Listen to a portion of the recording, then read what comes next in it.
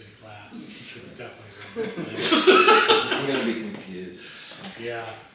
It's gonna look like Godzilla movie. I'll use the first clap so the rest of the claps are in the video. Nice. So welcome guys.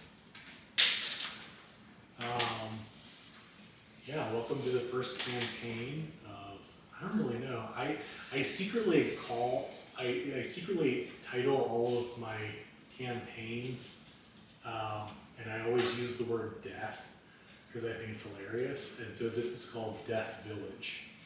So yeah. Where'd you come up with that name? Yeah, I know. It's a mystery. It's a puzzle.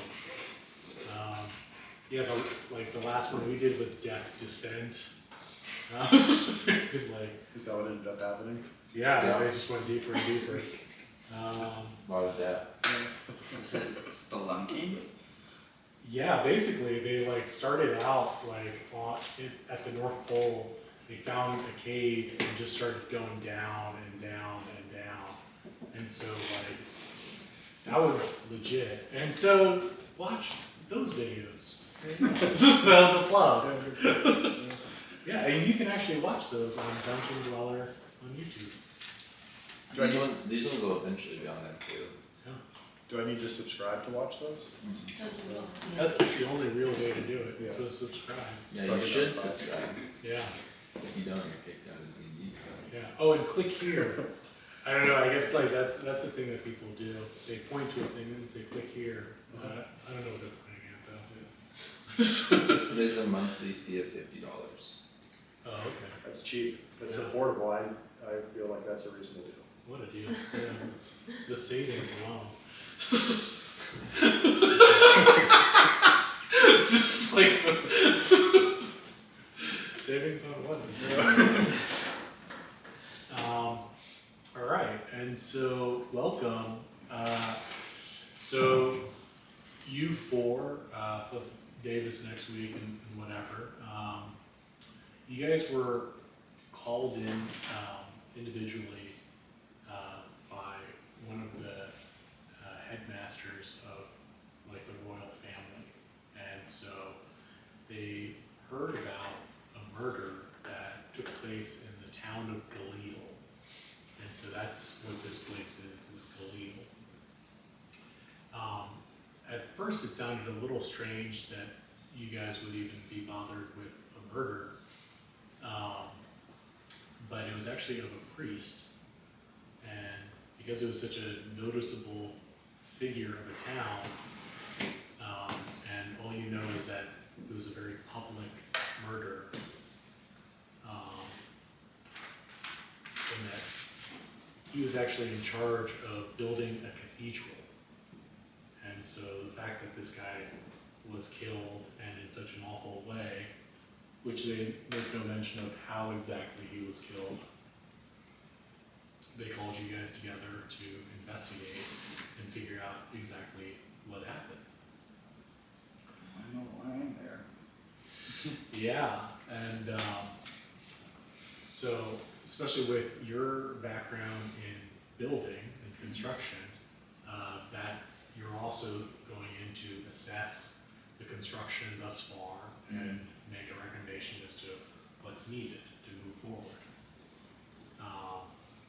And so Brodrick. Mm-hmm. So Brodrick is background in construction, stonemasonry, and building, and so you're going to give your assessment. And what was your name? Bartlebee. Bartlebee. Bartlebee, you're being sent in because of your background with religious lore, and there may be some sort of satanic or dark elements related to the murder. And so, especially in this trying time, we want you to go and bring peace to the village and make sure that everything is in order. Because of the heinous acts of this murder and specifically how it happened, there may actually be a demonic element. And with that, I being sent in because of your background in exorcisms. And so you can also assist Bartlebee. Nice. And then, what was your name again? Edgar. Edgar. So Edgar, you're not being sent in at all. You are actually bringing them on a raft, on a boat down the river. So, accompanying you guys is a guy named Cross, who has a background in Inquisition and investigations and upholding the law for the church. Cross, you said? Yeah, Inquisitions and what? upholding the law for the church. So you could consider this guy like a type of marshal, but for religious doctrine. And you notice that he has this special kind of leather pouch with him. Did you say that Edgar is a boatsman, a captain, A ferryman, a yeah. ferryman? So there is like a kingdom far to the north of this town. Coming down, you pass by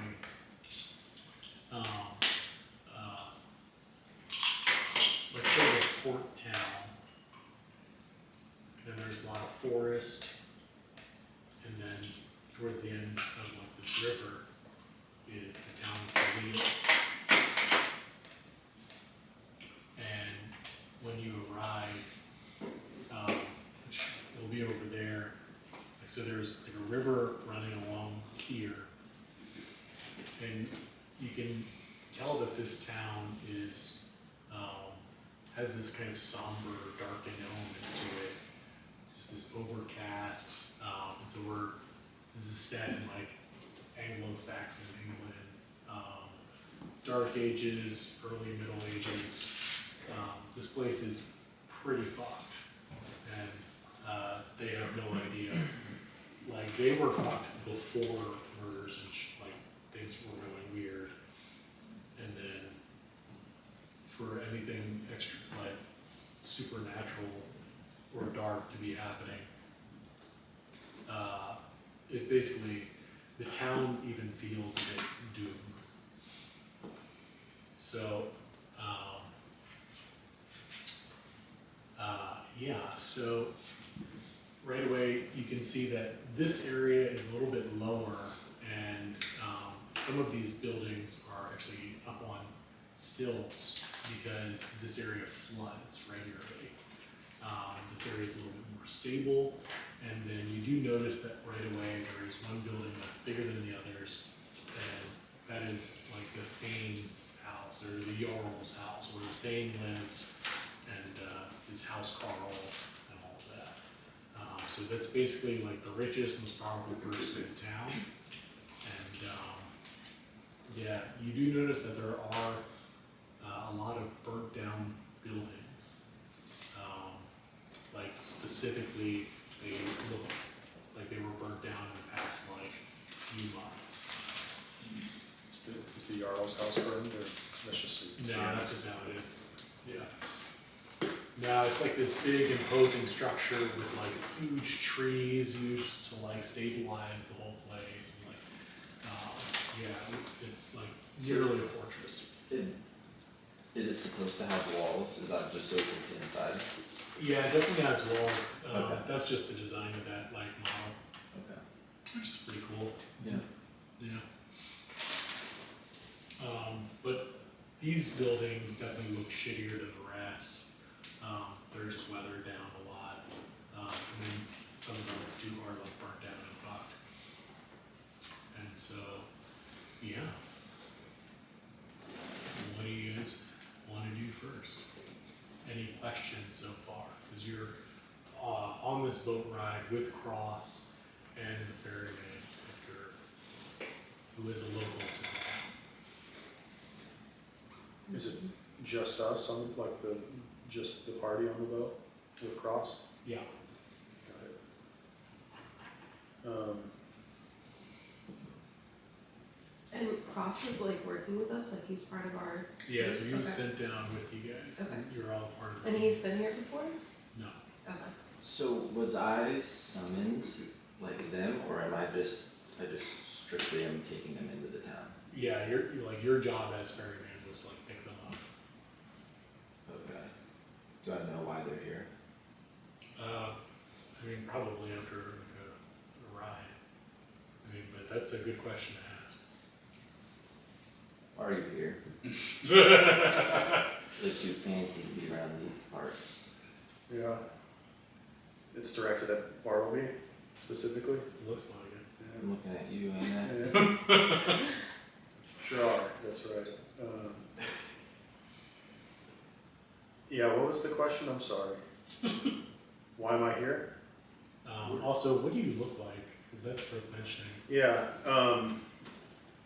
fancy is a good word to describe it. So he's wearing like kind of tattered priest robes, right? Is that okay? Sure. Yeah, like tattered priest robes, like a little, at one point like looked finely tailored, but now like a little worse for the wear.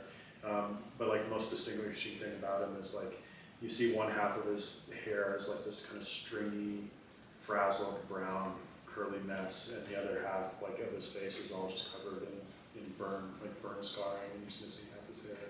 And when you can see on his right hand, it's all covered in burns as well. It looks like it like covers the whole right side of his body. And when he talks, kind of like has the voice of a person who inhaled a lot of smoke and has maybe like half a lung, so it's pretty wheezy. Like raspy. Raspy. Yeah. Yeah. Yeah. So anyway, why am I here? So, Why are you here? We don't like outside. yeah, I assume they call. My job is usually to separate people from the material plane in a way that prepares them to be accepted by our Lord and Savior, Jesus Christ. So, with me, Jesus comes, and He is coming. Oh, and I bury people. That's how I do that. I just said. That I can get behind. Yeah. The first one, I don't know. Yeah. It's a bit much. He'll come around. We got it. How long is this boat ride? Probably a few hours, maybe even a day. You got some time to do some reading on my book here? Wait. Right. I just intuit it. I think God just transmits it into my brain. I can read it to you. So can you read? Not in the traditional sense. Why do you have the book then? Well, I can't really do my job. It's just for show. I mean, that's a pretty Trying not to very trick me. generous way of thinking about it. Trying to trick me.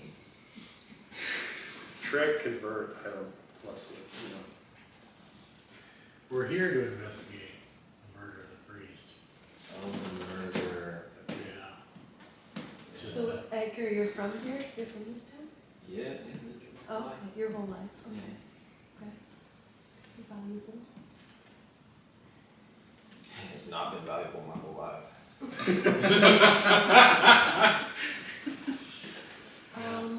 So we just got into the town.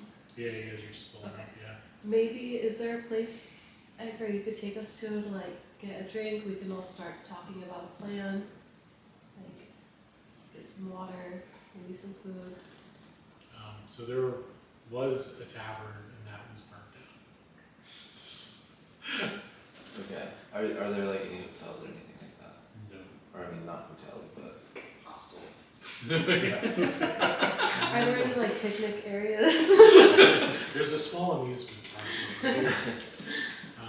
Yeah, I mean, it's basically, so you would know that it's really just houses, the Jarl's house, and there's a blacksmith and a well. Yeah, I mean, like, as far as like in town, that's it.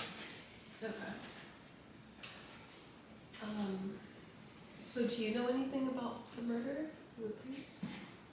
You know who's dead?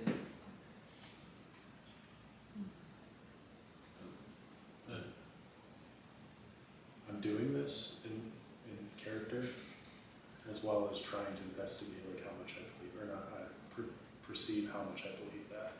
Like listening for inflections in the voice that are in towers and stuff like that. Yeah. And so Cross leans forward and he's just like, what are you telling us? I reckon a lot of things. I know a lot of things about a lot of things. About the priest? I don't know. About fish? Talk about fishing? Fishing in the water is my whole life. Well, that being said, you do know people in the town, so it may be of use to us.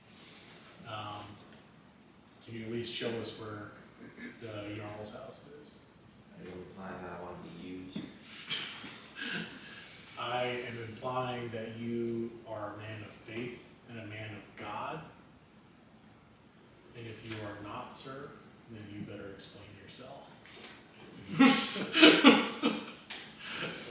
And you see him kind of tighten his grip on this like leather satchel that he has. God's in my life. Never say it wasn't.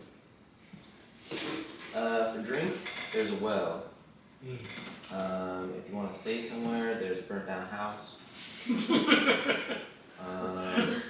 you got camping gear, yeah. I have a house. Is there any room at your place? It's up to Do you. you have any family? Yeah. My family's upriver. We're all people of God. Like we need in your prison? help. They're just upriver. Is your house here? My house is here. Yeah. Just my family's just upriver though. Got it. Yeah. Well, I think like as a group, like, do you guys want to try to figure out like the best person to talk to first, like in the town Y'all have any coin? or something? For your services of like taking us down the river. Stand at my house. This is my job. Take down river. It's not my job to let you in my house. And Cross hands you like a gold piece, and it's like, well, how many of us could actually fit at your house? I have one child-sized bed. Cross does not hand you the gold piece. Y'all can sleep on the floor. Got a fireplace, one there. All right, could fit all of us. You can fit it. Yeah. Hay, bed rolls. We can get some hay. That sounds better than the burnt down house that we were gonna stay in. Is your house burnt down?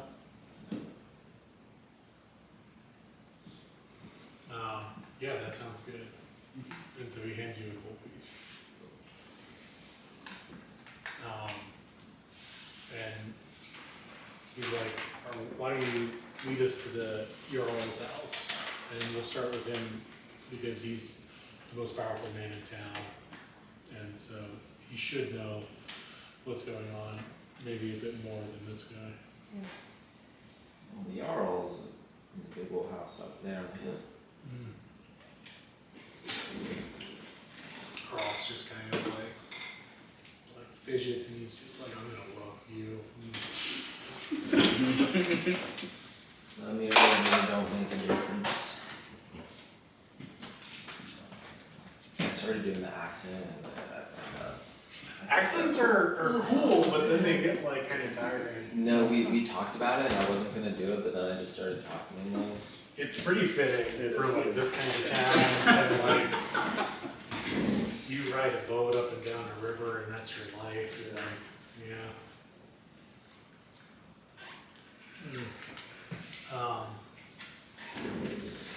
So,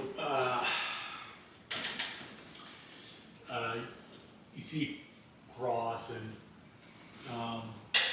I'm even gonna say he's got like a shaved head. I don't know, I feel like that he does, and just a very like aggressive kind of like bulldog sort of stature. And he marches through the town and leads the way for you guys up to. And so, as you're passing through, you see some of these like burnt down buildings, and there's like a bit of rain going on. And if you want, you can give me a perception check about some of the burnt down buildings, or this one in particular. Which one's on again? So roll a 20-sided die. Anytime it's like a skill check, use a 20-sided die, and then your skills are gonna Shit. Whoa, Another perception check. check. Yeah. So you add your, in this case, it's on the side, look down to perception, and the number next to it. What does it say, plus? 2. Plus 2. So add 2 to that number. 3. I still don't know shit. start with a 3, and you're good. I got 11. Okay. 9. 9. Okay. And what'd you get? Oh, sorry. I'm very excited about the cheese. 13. So then you add your perception score. Oh, that's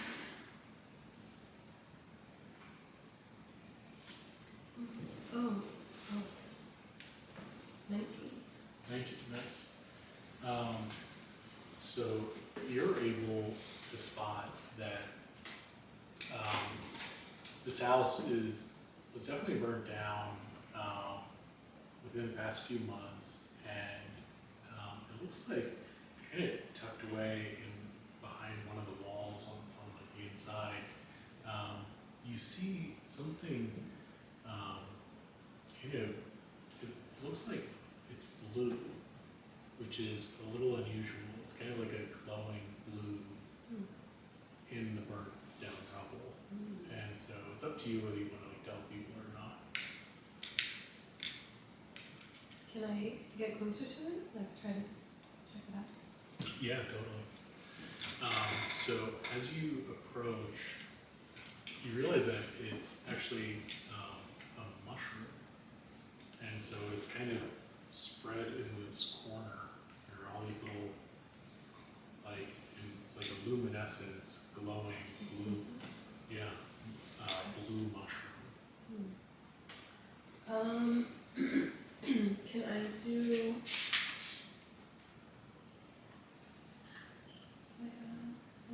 Can I do a nature check? Would that be? Yeah, sure. If you'd like to see if you've seen this type of Yeah. mushroom before and understand it. Oh my goodness. 21. Okay. With a 21, you know for certain that you've never seen this thing before. And you've heard of different mushrooms growing deep in the earth. But I mean, this doesn't make any sense. And why it would be in this house. Okay. Do I get any sense of like if it's medicinal or poisonous or? No idea. Okay. Okay.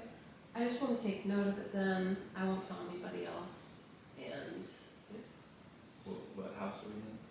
That one there. That's one. Yeah. Fucked. So onward to the Jarl's house. And so you guys cross sort of approaches. It's like there's this big hall and there's this kind of like throne room type of thing. And there's this Jarl up there.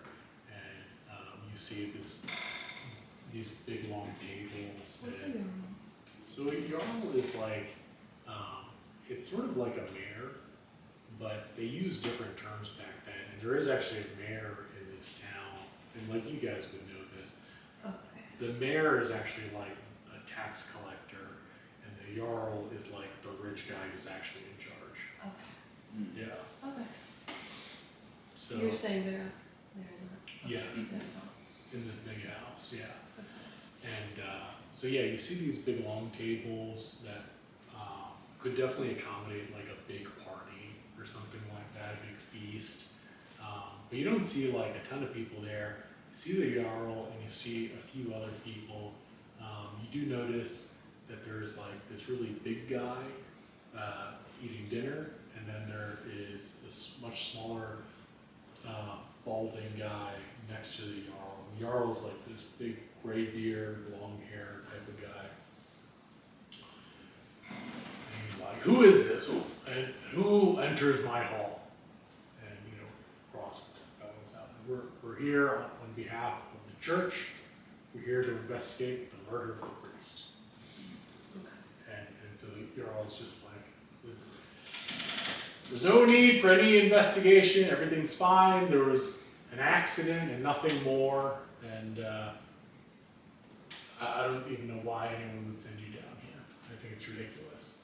And the guy next to him, who is actually the house Carl. So there is House Carl. His name's Edmund. And so house Carls are more of like managers. They oversee the Jarl's affairs and stuff like that. They're a little nerdier, brainier type of people. And he chimes in and he goes, "I'm sure the priest slipped while he was having too much to drink, and there's really no need for a whole army of investigators to come in here." And yeah, so the Jarl just kind of like nods to that. So what do you guys want to say to that? I want to ask who found the priest dead. So this big guy over at the table that's been eating, he chimes in, "I did. And I wasn't alone. There were a whole number of us. We found him over at the well, and he was near the well, dead. Probably slipped and hit his head." I Do heard most priests drink that much? Back then, it was common for priests to drink, not necessarily like alcoholically by any means. And then Cross actually leans over to you guys and he's like, "I actually knew the priest. His name was Cedric, and he did not drink." But he doesn't tell the Jarl that. Right.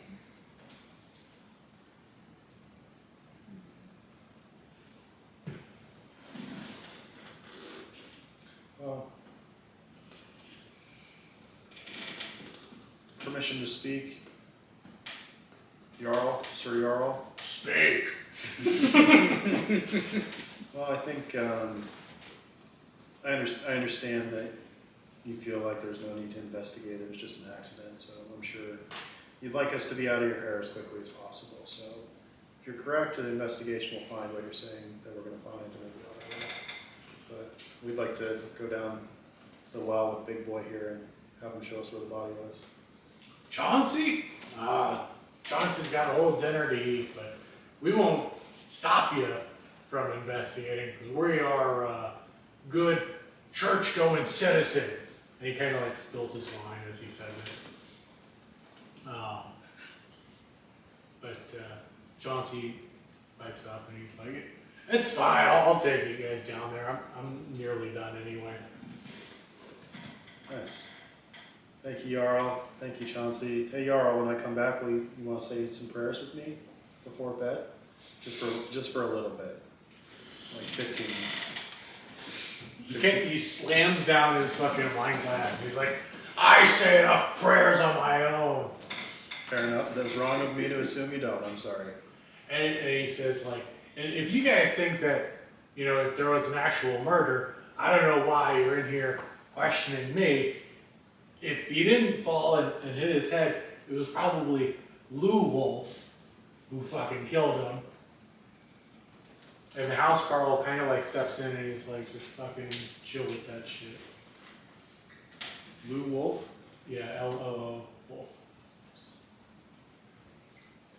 And the house Carl says, like, "What my lord means to say is that, we are plagued by many troubles here in this village, and a priest slipping and hitting his head, while tragic, is by no means a way to direct resources. We need help with all kinds of things, including this bandit Lou Wolf and Viking raids, as well as flooding and all kinds of issues.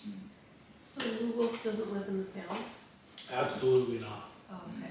He is a murderous bastard, and we'll kill him on sight. Hmm. What else has he done in the town? Lou Wolf? Yeah. He's not welcome here, and he knows that. Has he stolen or something? Or?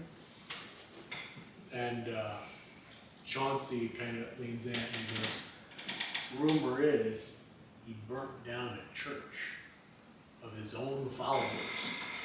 Okay. That's against the rules. Even I know that.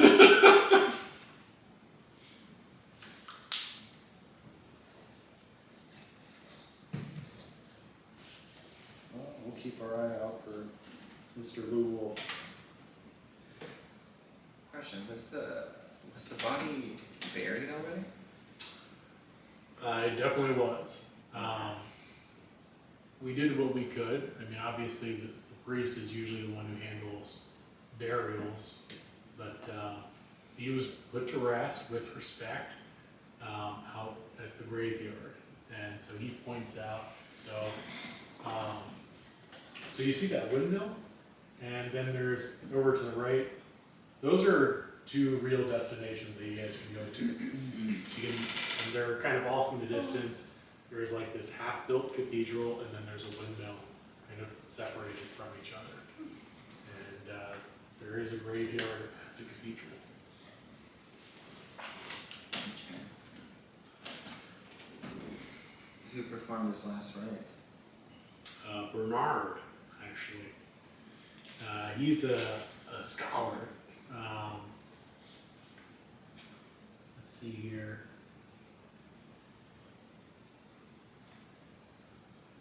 And he says that Bernard even caught a glimpse of Lou Wolf recently.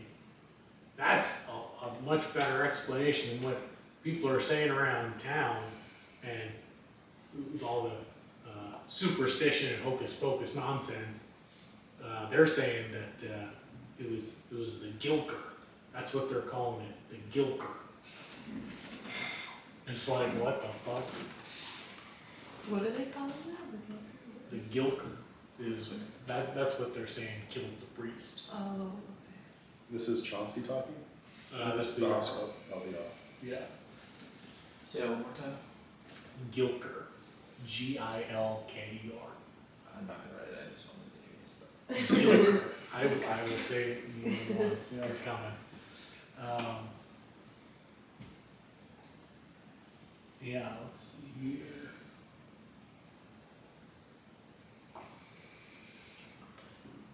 But regardless, Chauncey here is probably going to take care of that Gilker or the Lou Wolf and whatever the hell else is out there. Chauncey here, he killed a vampire and a cat-like creature, some kind of Grendel. He's our champion and our protector. Wow. Wow. Thank you, Johnson. Yeah. No need to thank me, ma'am. How did you kill them? It was daring. A daring fight. We, I tracked them both down. And I'm telling you, and he like launches into like this whole thing where he's like starts acting it out, and it's like super dramatic.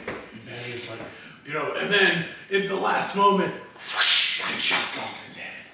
And he goes on to explain that like with the vampire, sheep were going missing, and they would find like remains or something like that. And then eventually someone disappeared from the town. This was like a couple of years ago. And so then he went out and tracked down this creature and killed it. Found the boy's body, like not the boy, but like the young guy, buried him, and then the disappearances and murders stopped.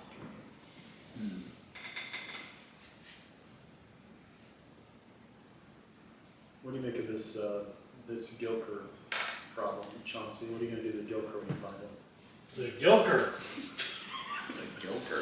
Is Gilker not landing? Do I need to change I it? think Gilker's a good name. Okay, cool. It's like Milker. Yeah. Yeah, and so Chauncey launches into a whole thing, and he's like starts giving like an ode about how he's going to like quest after this thing, and yeah, it's pretty over the top. Does he describe what he thinks it is?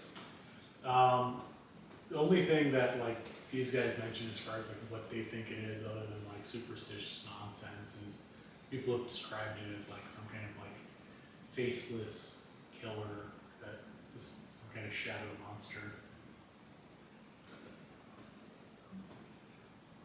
Scary.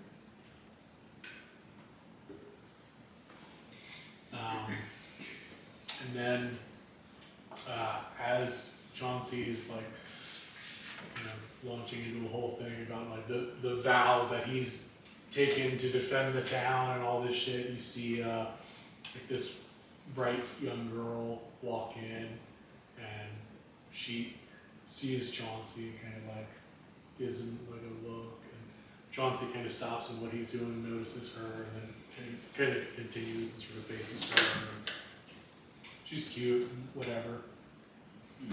So, what do you guys want to do?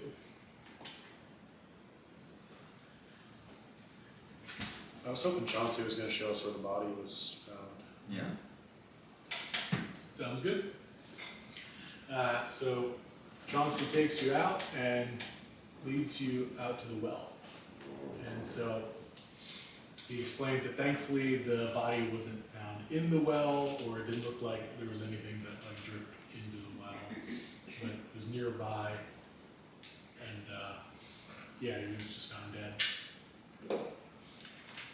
Wasn't it that it was what didn't you say earlier that it was like a brutal death?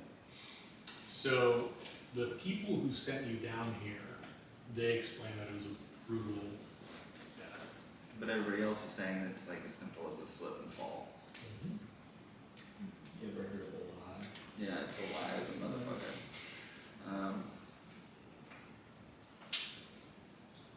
Can I do a perception check to see if there's like how much blood is around? Yeah, so you can do an investigation check for that. So like perception is like what's around me, and investigation is like focus, like I'm checking this thing. Can I do an investigation check? Absolutely. Did I see the body? Um, At the time? How'd you do? 4. Yeah.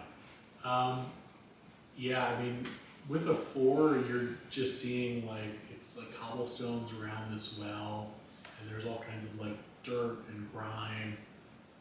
The trouble with this investigation is that it happened like a little while ago. It took time to like get word to you guys, to organize you, and then send you down.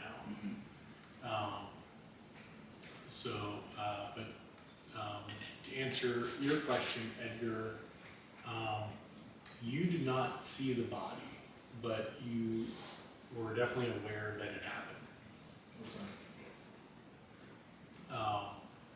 And so Cross looks over to you and he's like, there is one way for us to examine the body. He's like, I think that's why you're here. You're a grave digger.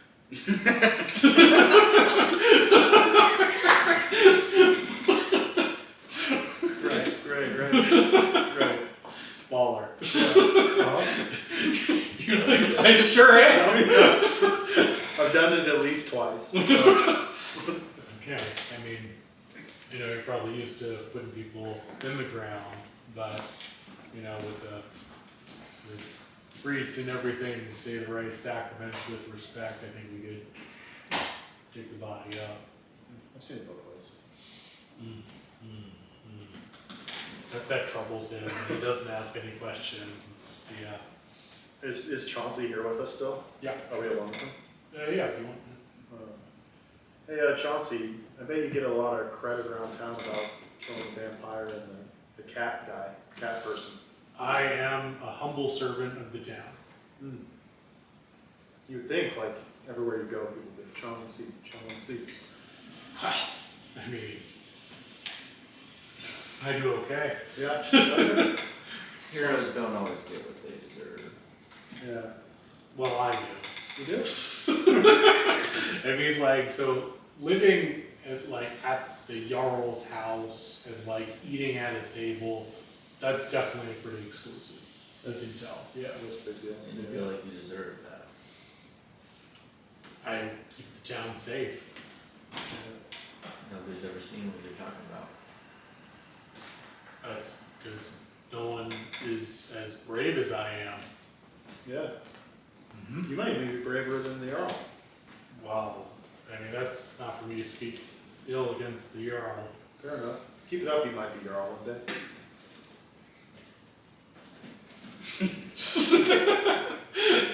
Good talk, Chauncey. Thanks. Mm-hmm. Mm-hmm. See you later. Let's see here.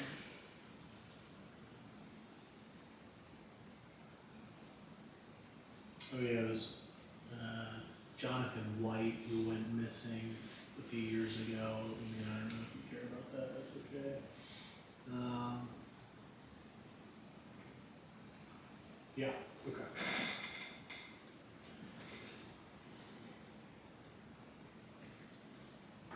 So we're at the well right now. Yeah, and then Chauncey says to you guys, you know, like, well, as investigators, you may want to speak to the people who were closest to Cedric. That's the priest. And that would be Abigail. I believe she was very close to him, maybe too close. Though there have been a number of people who have been deeply affected by the strange happenings, and Cedric was beloved by many, and are definitely troubled by his loss. So, who said this to us?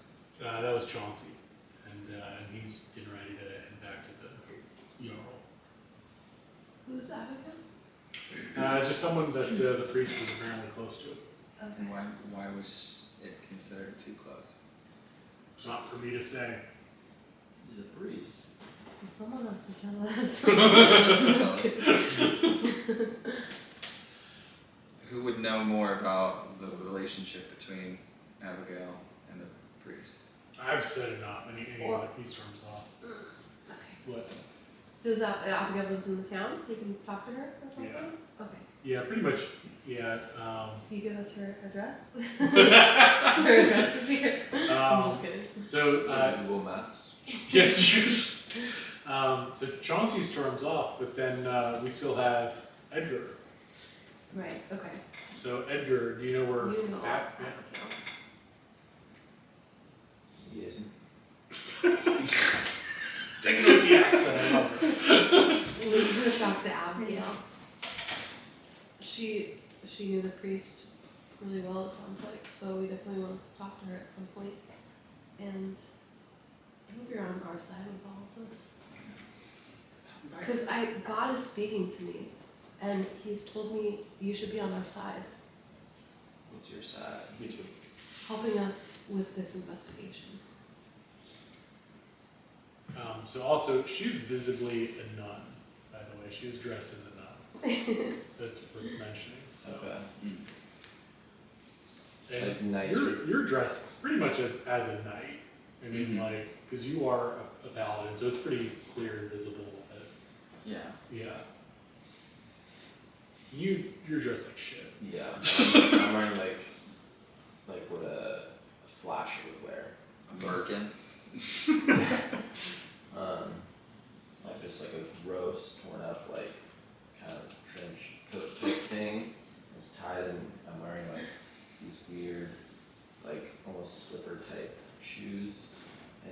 socks or you don't know what else. There's just bare legs under there. And I'm like middle aged, definitely balding, big, but I have like a little scrunkly hair on the side. Hair tuck. And that's it. I look pretty gnarly. My face is like kind of like it looked like it was once normal, but like it got like twisted and fucked up somehow. Like a stroke. Kinda. It's like a little, it just looks like off. There's something about it that's off. And if you like look closer at my legs, they're like all like battered up. Like they look dented. And you physically walk with a limp, like his character moves at like 20 feet. It's like Robin's got, I'm just kidding. They're dented? Like the bones appear dented? My legs look like if you had like a can and like this.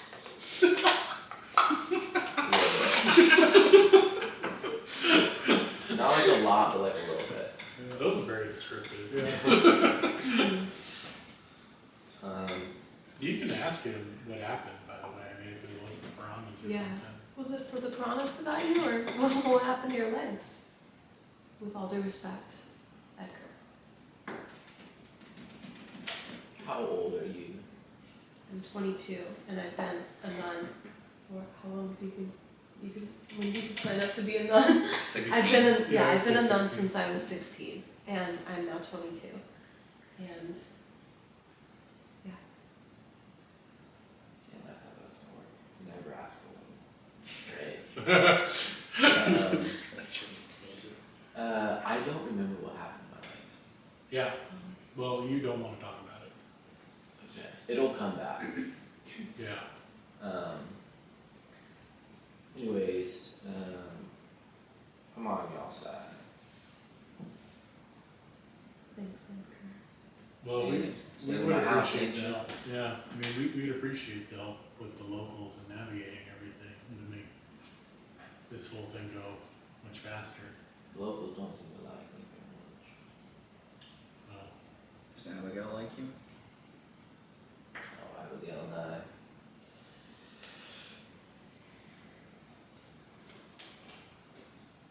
Abigail's We married. can go there. Yeah. Yeah.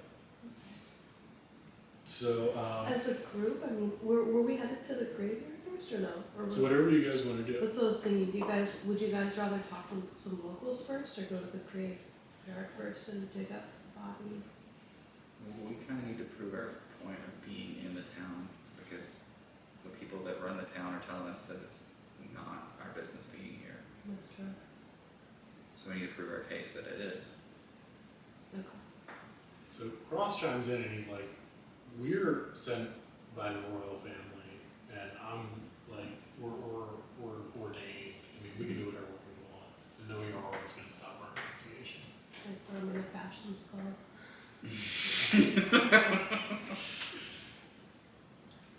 I'd say go to the graveyard. Yeah. Maybe get some evidence. I gotta ascertain how far the cathedral needs to be. And, you know, what's left building it. Yeah, cool. Let's do that.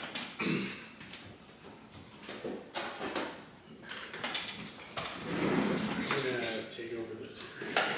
Oh, Do you remember what happened to my legs? Yeah.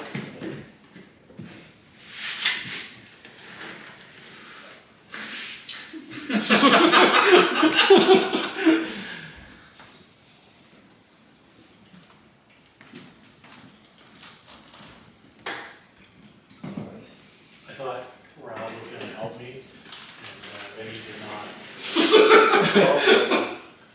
That's alright. Oh, I thought we were all just Need all those little gravestones? peek up there.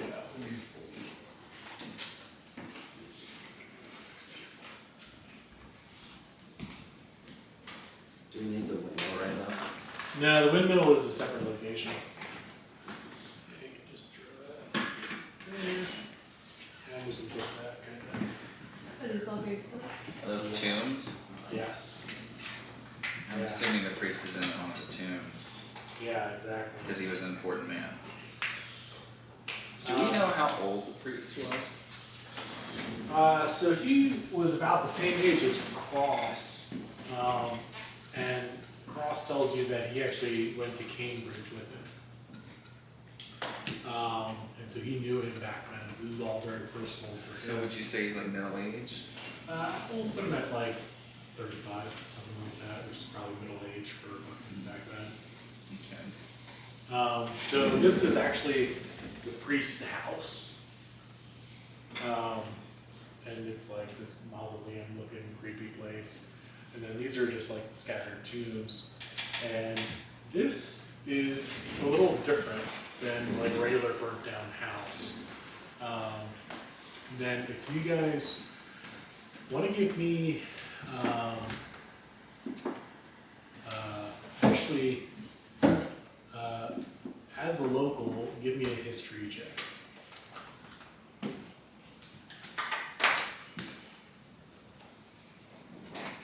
17. Okay. So with that, and as a builder, you're aware that the construction of this is a little bit different. Roll a d20. Please, for the love of God. 8? Okay. With an 8, yeah, that. Okay. So the construction of this building is really different from everything you've seen so far. Everything, including like the Jarl's house, which is like this big fancy place, that's still like big tree trunks and like some stones. This is like mason work and like things are like fit together well, and it's really old. You believe, and I've heard talk around town, that this building was actually built by the elves. That's all you know about it, and that it's been there for a very long time, and it's probably better crafted than anything else in the town. Was it here before the town was established? Yeah, like way before. Okay. It's just this kind of ruined building that's there. And then give you another d20 to check out the construction of this thing. 5. 5. Are you adding your modifiers? What am I supposed to add? Yes, for that, either insight, history.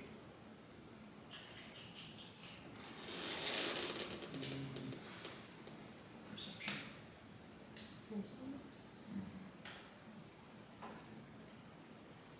Or just straight intelligence. Well, actually, or religion. So whichever's higher. The highest one would be insight, which would be +2, so that's a 7. Yeah. So, well, even with a 7, you can tell that the construction of this thing doesn't actually make a lot of sense. Mm-hmm. And it's built on like a floodplain, number one. So even if, It's sinking. yeah, so you, like it looks crooked. And It's much bigger than any other structure. they've been working on this thing for years. But like now you're reviewing this thing, it like you've seen cathedrals built before. And there's definitely a methodology and like how it works, and they totally like fucked this thing up, and it's not looking good. Were the townspeople helping build it? Or is there outside? That's a great question, but because you've been kind of a loner, you don't know the answer to that. So you arrive, there are these graves and the priest's house. And so, and then there's the weird elf building and the fucked up cathedral. What do you guys want to do? Wait for Penelope, huh?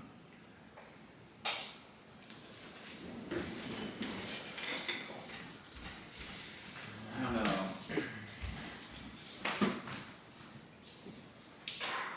want to, what are we gonna investigate first?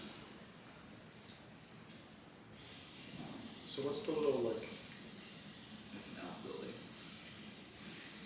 It's different than all the other buildings. it was like built by, They say it's built by elves, likely the Romans.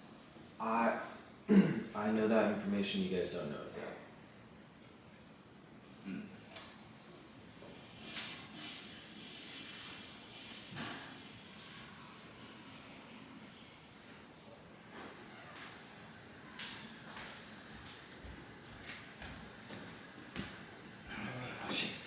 Do I know which gravestone is the priest's? Would be the most freshly dead. Yeah, so when you're looking at these gravestones, well, wait, Justin gets back. Is this like working for you guys so far? Is this cool? Yeah, I'm just like, No, you're into it, yeah. I'm into it. I'm trying to like find the like loner, but like also participating. Yeah. I mean, But Like- like generally speaking, like the loner is not going to be like, hey, here's all this information. Why don't you come with me? you can do it however you want. I mean, like, Yeah. yeah, like it's all good. Like you can. It's not all good, Rob. It's probably not. It's like one of us is gonna die.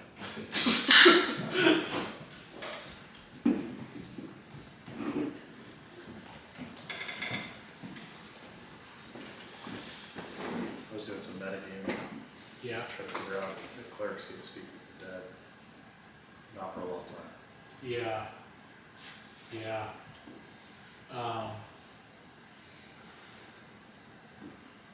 Trying to think. I feel like I thought about this.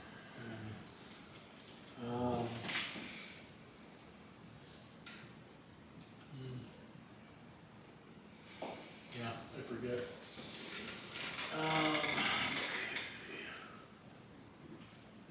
So,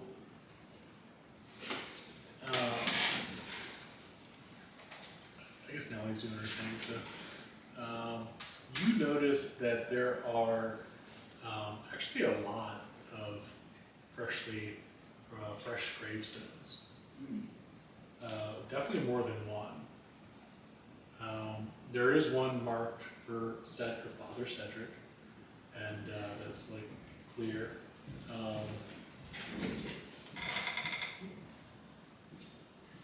That's just and then there are also little bells like attached to a string that lead down into the dirt. Okay, I know about these. Yeah. So you notice that there are actually a lot of like fresh gravestones. Nelly.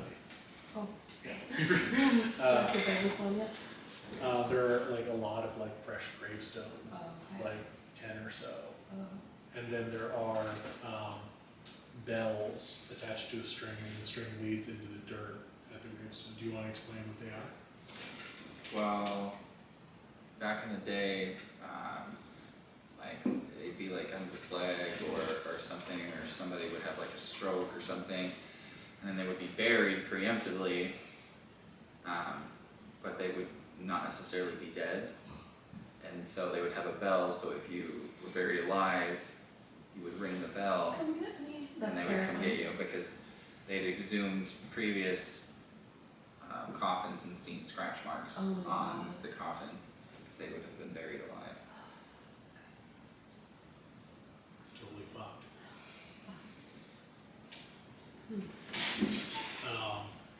So yeah, you see a little bell at each grave, including Cedric's. Yeah. What do you guys want to do? Well, we can't. Nobody's there with us at this point to ask anything, right? Well, would he know about the bells? Yeah, as a grave digger. So yeah, you explained to everyone. So yeah. So we clearly know that there's been more than that death recent. But nobody said anything so far about any other deaths. There's been some missing persons. Correct? Yeah, you know about that. You don't know too much though. There's been some missing persons. And so, beautiful. It's okay. I know you're in a kind of a tough spot where you know some stuff and so you're sort of role playing, but then it's like how much, and so Yeah. you know that some of these are just tombstones for people who aren't actually buried there, and that includes the missing people because they've been gone. So That's why I brought that up. yeah, so you know that several people have gone missing basically over the past 6 months. The priest was 100% found dead, and there was a body and it was buried. So we could ask Cross, can we do that rites to the body and exhume the priest's body? Yeah, I think that's how we're gonna actually figure out how he died. It seems like everyone's fucking lying to us. Yeah. Cross, do you think that since there's more new graves here than expected, that our jurisdiction has expanded to these other graves that we could start popping open? Our jurisdiction is the jurisdiction of the Lord. It's expansive. Expansive. It's the biggest one there is. Yeah. Yeah. Cross is ready to go. Yeah. So the these people went missing according to the Jarl?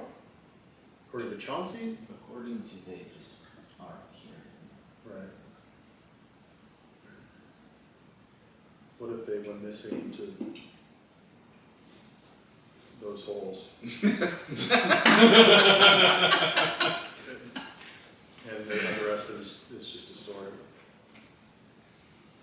Well, you're a great big range. Yeah, one way to find out.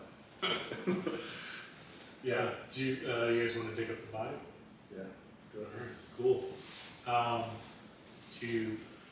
I'll perform the rites, you spend some time, you dig up this grave, you haul out this like basic box of a coffin, and you lift it up, pry it open, and so he's been dead for like a month. So he's got some decomposition. He 100% has some decomp, and it's gross, and it's just, Smelly. yeah. So I need all of you to give me a sanity check. So you have a sanity score at the bottom of your skills. Like, oh yeah, you I didn't don't do think that. I did that. You did. I just think I forgot to tell you. Was it the bottom number? Yeah. The 13? Yep. And then what was your? This is not boding well for me. We'll do it later. Just Okay. you don't. Okay. Yeah, just do it. I don't know what that, I guess a 10. 5. 5. Fuck. Mine's a 5. Okay, I'm gonna have you guys roll off. So whoever's gonna get the lowest is gonna get whacked. 13.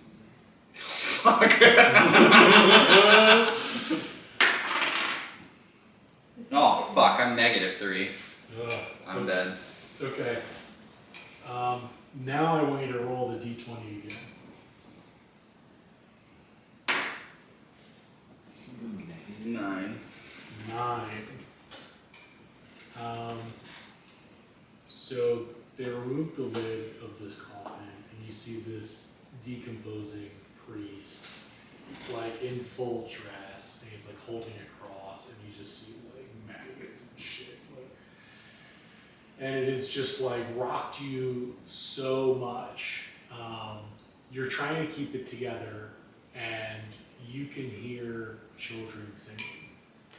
And you hear this kind of like ring around the boat, like Roses. yeah, yeah. That song is kind of playing over and over in your head. This is some scary shit. So I'm just like visibly shaken to the rest of the party. Yeah, no one You can knows. hear that? No. Okay. No one knows what's wrong with me. Yeah, you're just doing great over there. You got your own little concert. I'm useless at this point. Yeah. You look pale, but As we're cracking this open, can I try to sleight of hand and cast detect magic without the others noticing? Like whisper into my verbal part of my sleeve or something? Normally I would like have you do a sleight of hand. I would say with a like decomposing body, everyone is very distracted by that, so you're good. Yeah, Yeah, I'm very distracted. yeah. Oh, sorry, babe. I'm having like fucking PTSD over here. Yeah, man. You know what, I'm sorry, I don't think you should be alone. You rolled a 5 too. I need you to go ahead and roll a d20. Seven. So, you know how I mentioned that the elves built this building with the elves? Yeah, you think you're one of the elves. Or you think you're one with the elves. You understand that. So like after you see this body, you just kind of turn away and you stare at this structure and you just think about like the magic and majesty of these like fairy people that must have built this wondrous thing. And by the way, like in real life, it was just built by the Romans. That's what I thought. Yeah, it's just like, but like no one I has said like, when you went to the bathroom. yeah, I mean like, but back then people had no fucking idea that like 1,000 years ago people built this shit and it's way better than anything being built now. So it's incredible. But you understand these elves. You're like one with them. That's why he's tripping. Yeah. So you cast detect magic. No one realizes it because you're hearing songs. You're like, I'm gonna go sit at this structure yeah, that's a good call. and stare off. Yeah. So you two and Cross are looking at this body. So you cast detect magic.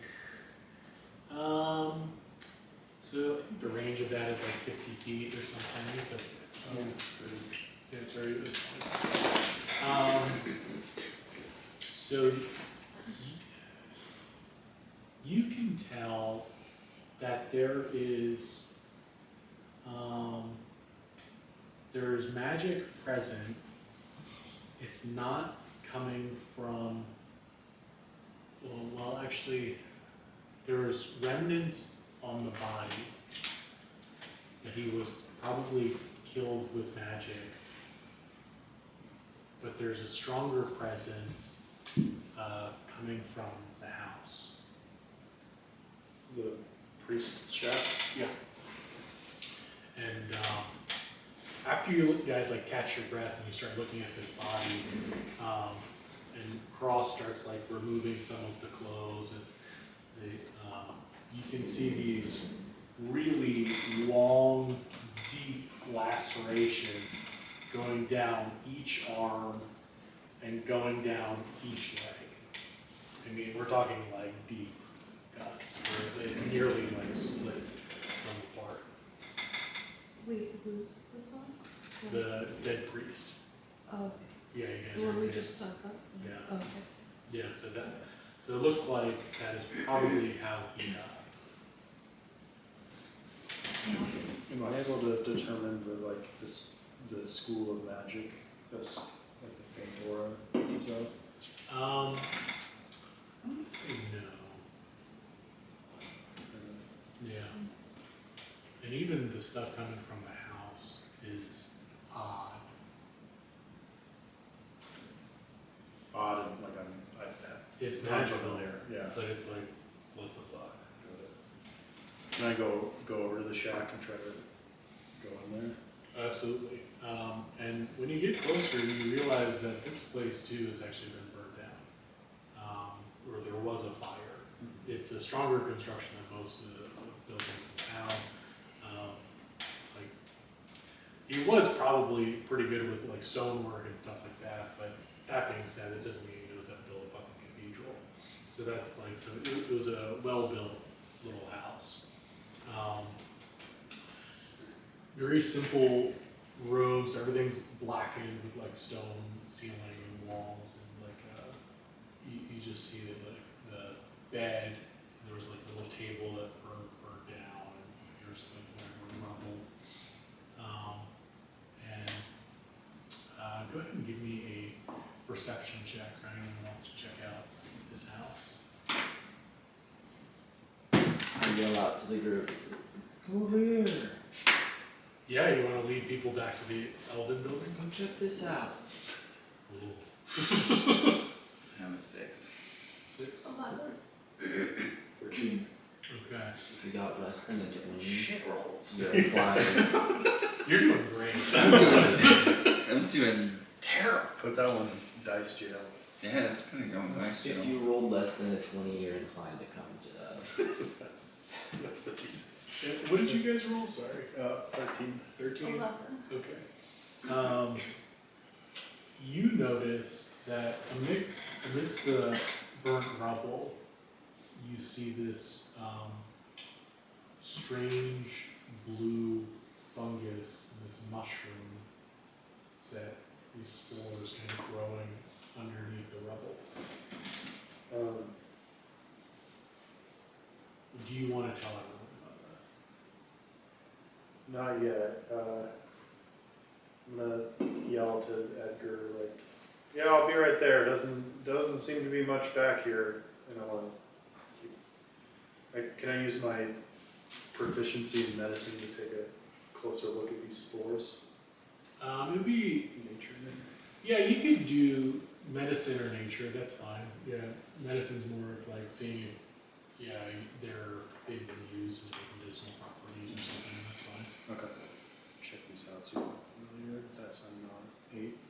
Yeah, so with that, you think they're fucking weird and creepy, and you notice that as you get closer to them, they darken, and when you pull your hand away, they start to light up.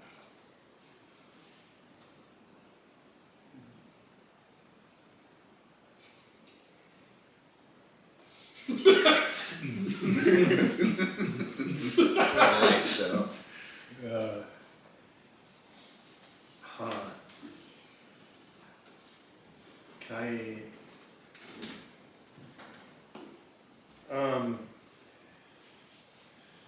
I don't think I want to touch him. Can I get?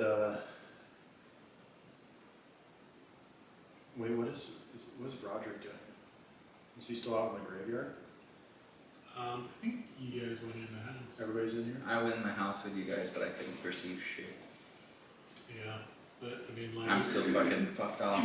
yeah, I mean, you're still with it. You're just like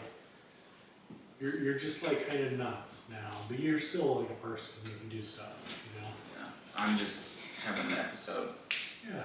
Hey, what's up, guys? Like, it's okay. I'm good. I'm good. I'm good. I'm good. Yeah. Yeah. If you get a sample, people will see what you're doing. I mean, unless you want to do like a sleight of hand check. I think I'm actually gonna like just call everybody over and say like, hey, come look at these mushrooms. They're not the medicine kind. I think I'm not that good at it, but from what I can tell, they're not medicine. Yeah. So I don't know what you can do with that. Can I do another nature check? I say feed him to him. Edgar. You can definitely tell that these are the same mushrooms as in the other building. Oh, okay. Yeah. Okay.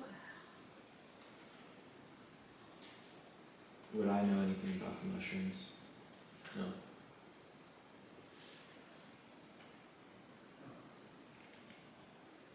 The elves. Maybe.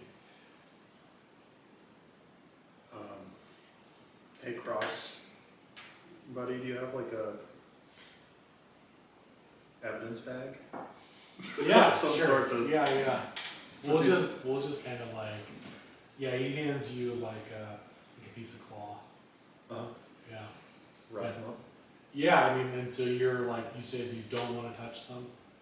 Yeah, I think they're. Yeah, I don't want to touch them. Yeah, so you find a way to fucking sever pieces and break it off, put it in a cloth, and you're good. And it's Does it dim out when he touches them? And then like, um, in the little cloth, can you tell that they're belong there now? So when you get close, they darken, and that remains the same even after they're cut off. So they need to be where they're at to be glowing. Yeah, in a given space.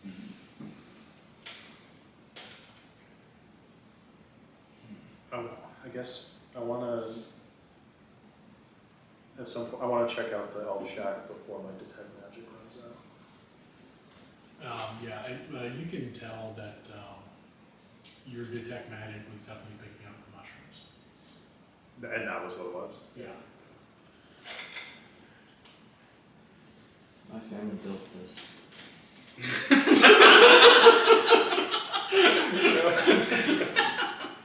Cool. They're upriver. Pretty good builders. Yeah, Cross is just like, what Would I be able to tell? I think you might have said it earlier, but would I be able to tell who built? Like from my studies in building and all that, would I be able to tell like give me a history check. history check, Yeah. which I don't think I have very much. Where's that? It's +0, so you better be a better fucking. Yeah, just roll more than a 5. 18. Oh, nice. So, even with an 18, you're still not 100% sure who built them. That being said, you think that it was humans, most likely, and that they are very old. Yeah. You don't necessarily know like the exact history of like the Roman Empire and all that shit, but you think that people built this stuff. You don't know how. Yeah. So it's not within my capabilities of knowing how they cut the stone and all that. You can build cathedrals, which is really cool. But yeah, not necessarily like fully understanding Roman technology. Okay. But you're getting there. Okay. Yeah.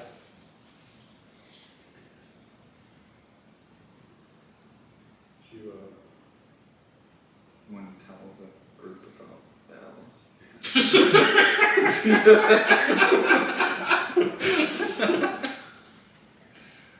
Well, they lived in the past, and I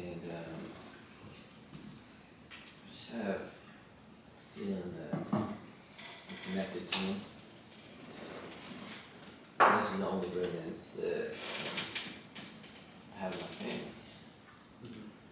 So Cross sizes you up and notices that you got like some extra sweat on your brow and that you're like shaking from seeing the dead body, and he's like, I think he's just having a fucking time from everything. Yeah, that's right, son. That's right. Well, actually, you're older than me. Thank you. Yeah. Thank you. And he just kind of pats you on the shoulder. Let's get out of here. Patronizes. Yeah. Okay. Yeah. Unless you guys want to explore the ruin, yeah. We didn't dig up any other graves, huh? No. Should we dig up one more? So he knows that the 10 or so other like new graves were really just like markers for people that Oh, went that's right. and disappeared. I'm gonna say, okay. Yeah, it's cool. There's a lot of like information coming at you guys, so like, it's always cool you can ask again or whatever. Okay. With the cathedral, would I be able to tell if it was built on like hollow ground? Oh, whether it was like sacred? Whether it was sacred, because you said it was built on like basically more like a Yeah. swampy area that's like sinking. Yeah, I mean, I honestly don't know the answer to that. I'll tell you what, give me a religion check.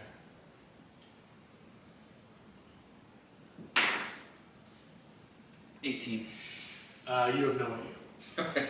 Yeah, I was leaving it odds you knew and evens you didn't. So Oh. yeah, you're rolling like fire.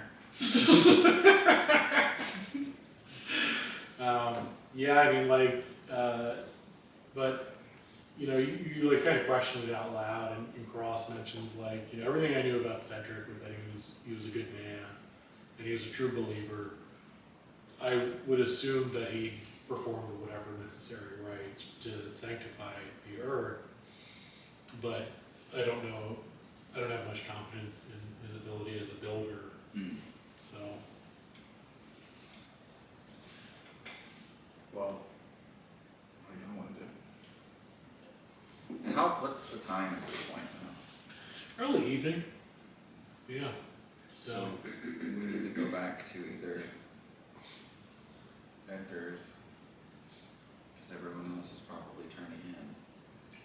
Yeah, and Edgar mentions like, you know, people usually don't go out at night. Well, we definitely need to be inside somewhere, or the Gilker's gonna get us. yeah. Watch out for the Gilker. Y'all are going to Gilbert. Yeah, go ahead. It's like sunsetting almost, I think. It's getting there. Yeah, it's time to wrap up for the day. Yeah, that makes sense. I'll wait until we're back at Edgar's place. Y'all follow me? Sure. Yeah, sounds good. So you live in the I boathouse. bring them to the house. Yeah. Yeah, so you guys see Edgar's place. So he's got like basically like a queen bed for him and his wife, and then there's like kid-sized bed, fireplace. It's all like one big room. But there's enough room to like sleep on the floor. And I guess you could probably fit in the kid-sized bed. I've just been eating raw fish. So you see all these like bones and stuff around the fireplace. Like, yeah, it smells. I have to get raw fish. Hungry. He sounded like fucking sweet.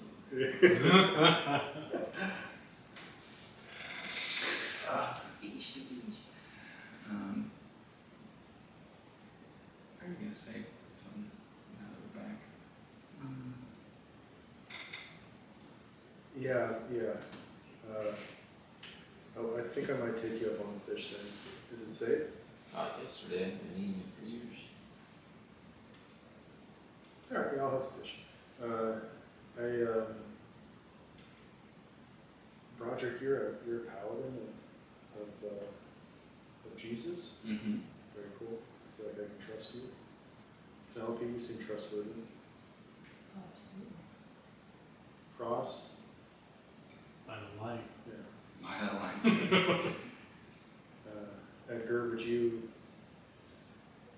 consider yourself part of the God Squad?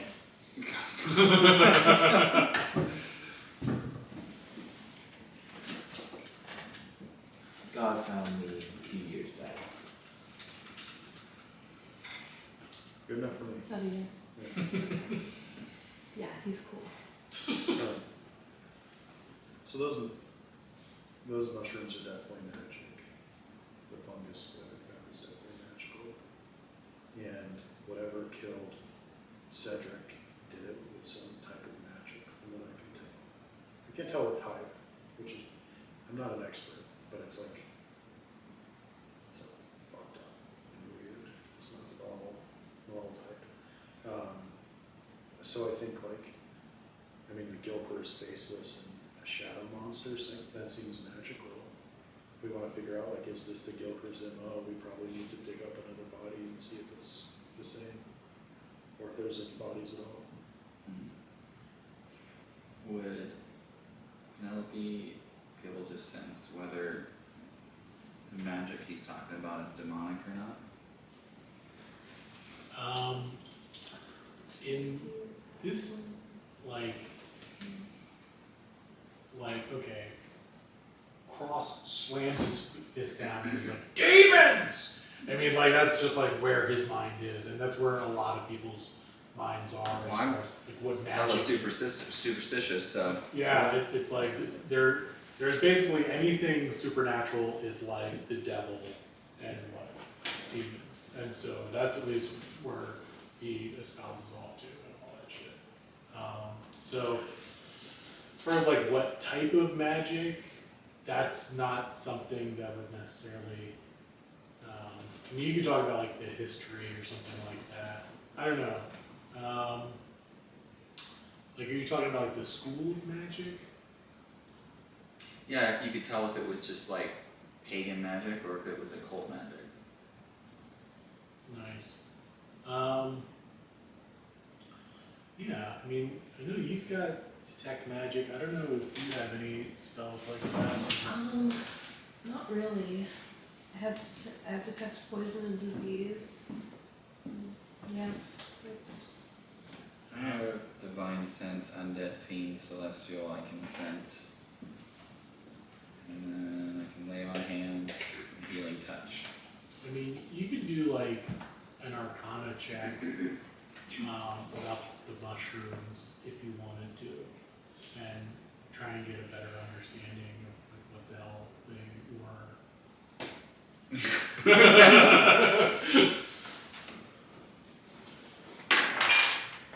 God damn it, it's 5. Okay, 5 is good. With a, you can tell that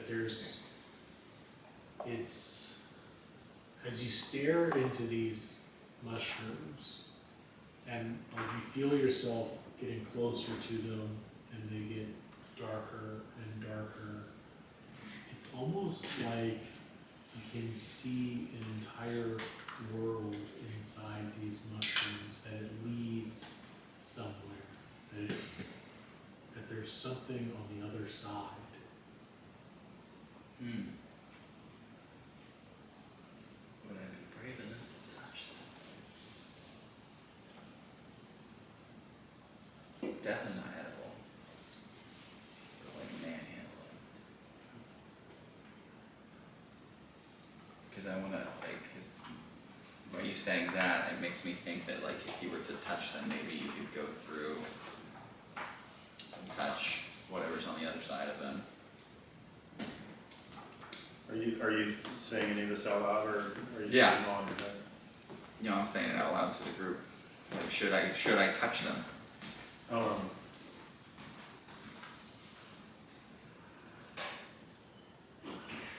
What do you think, Forrest? It's here.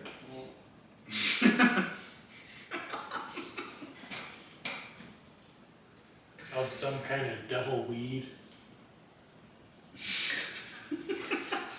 Reefer madness. Heck, I'll touch That's how him. smart I am. I'm pretty smart right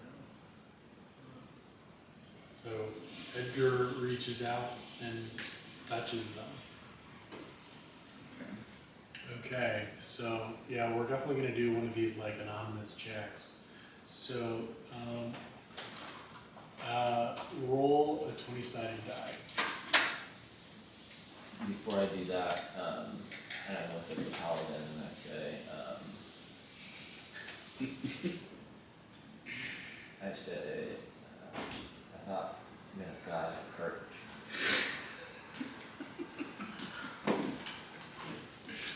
Do I give it any? I got 12. So with a 12,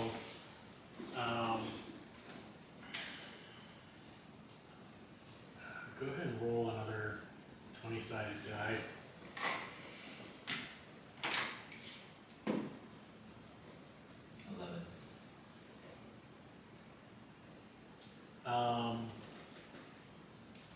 Okay. So when you touch the mushroom, it's like a piece of your mind gets pulled into the darkness, and it also feels like some of the darkness is pulled into you. And it's chilling and terrifying, but you feel calm in this horrible way. And you go across the room over to your kid's bed, and you see a simple burlap doll, and you pick it up, and you now carry that doll with you, and you talk to it occasionally.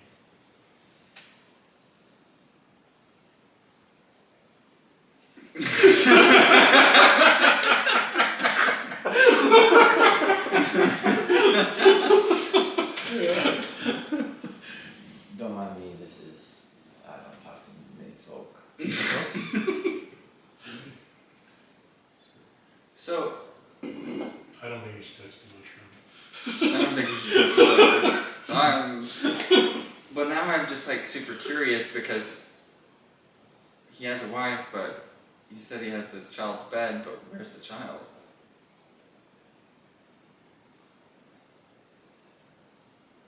Upriver.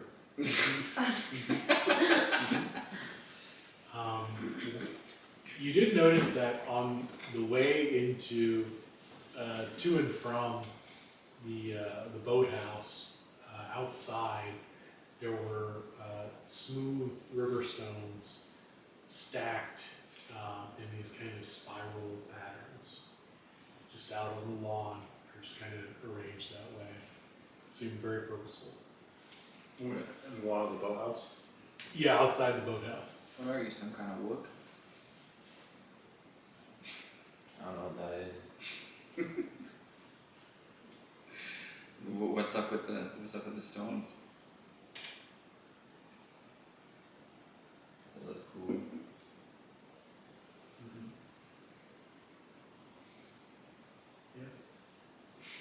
I Do you not like them? I mean, I'm a stonemason, so I'm kind of, it's my art form. So you can relate. They look I may.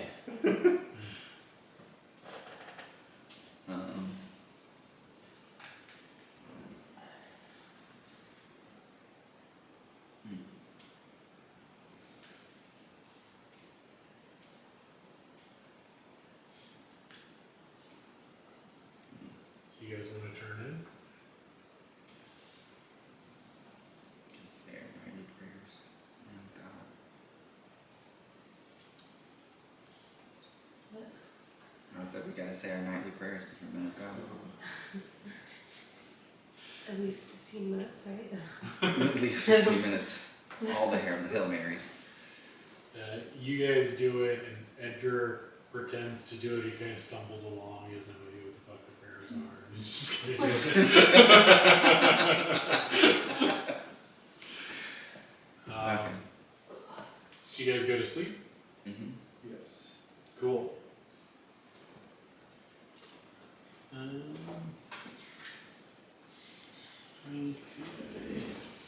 Let's see.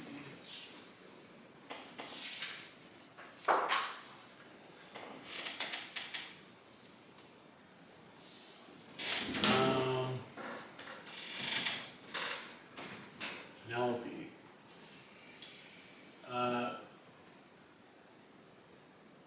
You wake up in the middle of the night and you hear something coming from outside. What do you do? What does it sound Almost like a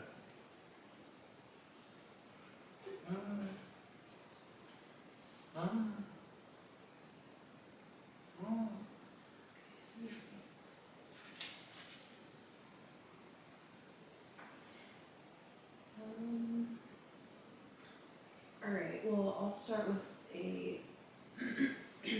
Want to do like a perception check to kind of just scope it out more or something? Or?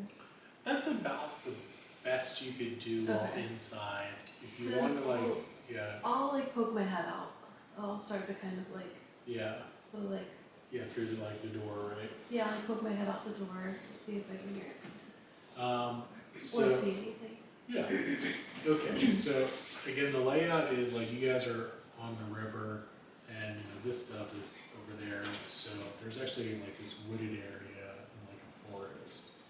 Okay, and you can see these faint white lights that are kind of passing by from behind the trees, Okay. and you hear. Can I? Don't go out there, child. Yeah.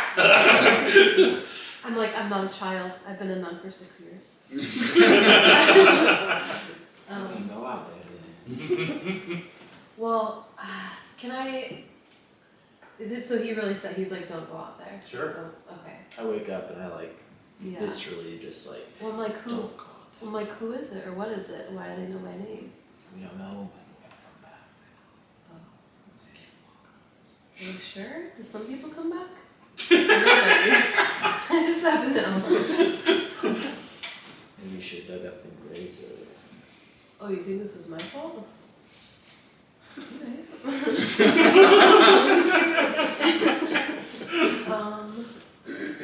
Am I still asleep? Yeah, no one woke you up. Okay. I wanna shout out to the things then, so I don't have to go over there. Okay. See. What- I'm gonna say, who are you? How do you know my name? I'm not coming out there unless you say something else. And it seems like it's coming from different locations Yeah. in the woods. Okay. So definitely better to stay in. Yeah. Let me see. Yeah. I feel like telling the rest of the crew, but I don't know if I need to wake them up necessarily. Well, Whatever you're doing. I don't know. Well, so you've seen these kind of things before. You just stay away from them, right? I've heard. You've heard all kinds of scary stories about the forest, the woods being haunted, and all kinds of even Viking tricks, and like I mean there's just no shortage of dangers that are out there at night. I'm gonna say a prayer to God. I'm like, I kneel down and I'm praying to God. And I'm like, okay, just keep me safe. I'm gonna stay inside. I'm gonna go back to sleep. Shut up! Shut up! Yeah, you like keep hearing it for a while. Do you want to wake them up or No, I'll tell them in the morning. no? Okay. And yeah, you didn't go to the door or anything. You just told her to don't go out there. Okay. Yeah. Alright. Cool. Yeah, you after a while you end up falling asleep barely. Yeah. And it's just another day in Galele. Just another happy day.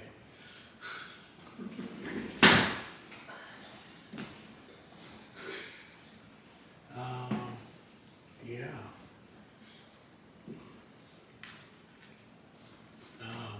Do we wanna go back to the graveyard? Or Would you want to do the graveyard? well, they wanted to dig up a different grave. I don't know if there's anyone to pick up there. Yeah. Seems like they were just markers if they disappeared. I guess, I was Wait, is it inclined that they morning now? listened to the voices. Just trying to convince Penelope not to go outside. Because other people listen to the voices and came back. yeah. After a good night's sleep, you're no longer hearing music and you're no longer one with the elves, so you can chill out with that, maybe. And so now it's morning, so I just want to tell them, like, guys, there was some crazy stuff in the woods, and I just want you guys to be aware. It was really scary and creepy. These lights, and they were saying my name, and I didn't go out there. But, yeah. And you've never heard of that specifically. You don't know anything about it. Like, you've heard weird shit, but like, you've never necessarily seen it. No, Yeah. Did they I just feel don't go evil? outside. Yeah, I guess you could say that, yeah. Or were you just struck with fear? I was struck with fear because I think with the amount of lights, Feminine wiles! with the amount of lights out there, I would have been outnumbered no matter what it was. And if they're my friends, why don't they come to the door? You know? A dream. It was a dream. I don't know, it could have been an angel. Cross. Don't mess with me, okay? You have no idea where I've been, where I'm from, what I've been through, and what I have to offer this group. I've seen your kind before. Okay, you don't have to like me, but you will respect me. Okay, alright, yeah. I even told her to go outside, but she was too scared. You bitches are ganging up on me. You know that a person who goes out to the forest a lot is the blacksmith, or the weaponsmith Rodin.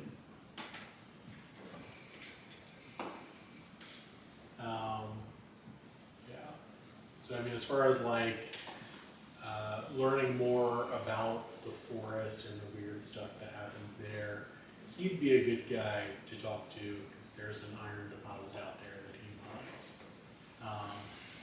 Yeah, just a quick aside, which I think is really interesting. So there's an armorer and weaponsmith.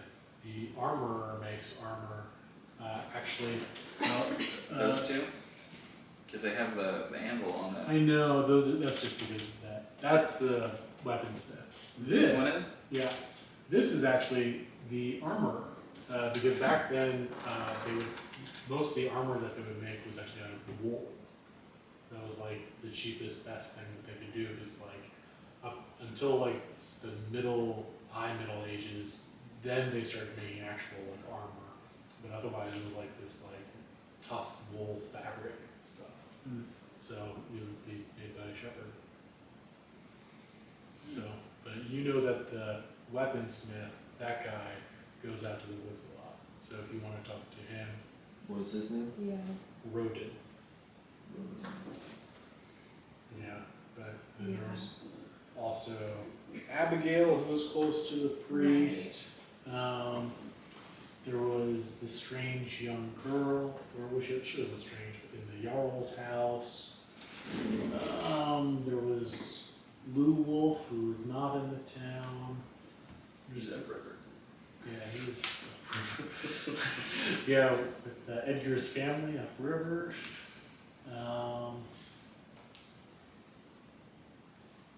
Oh, and you also know of a hunter that goes out into the woods a lot. His name is Dylan. Devlin? Dylan.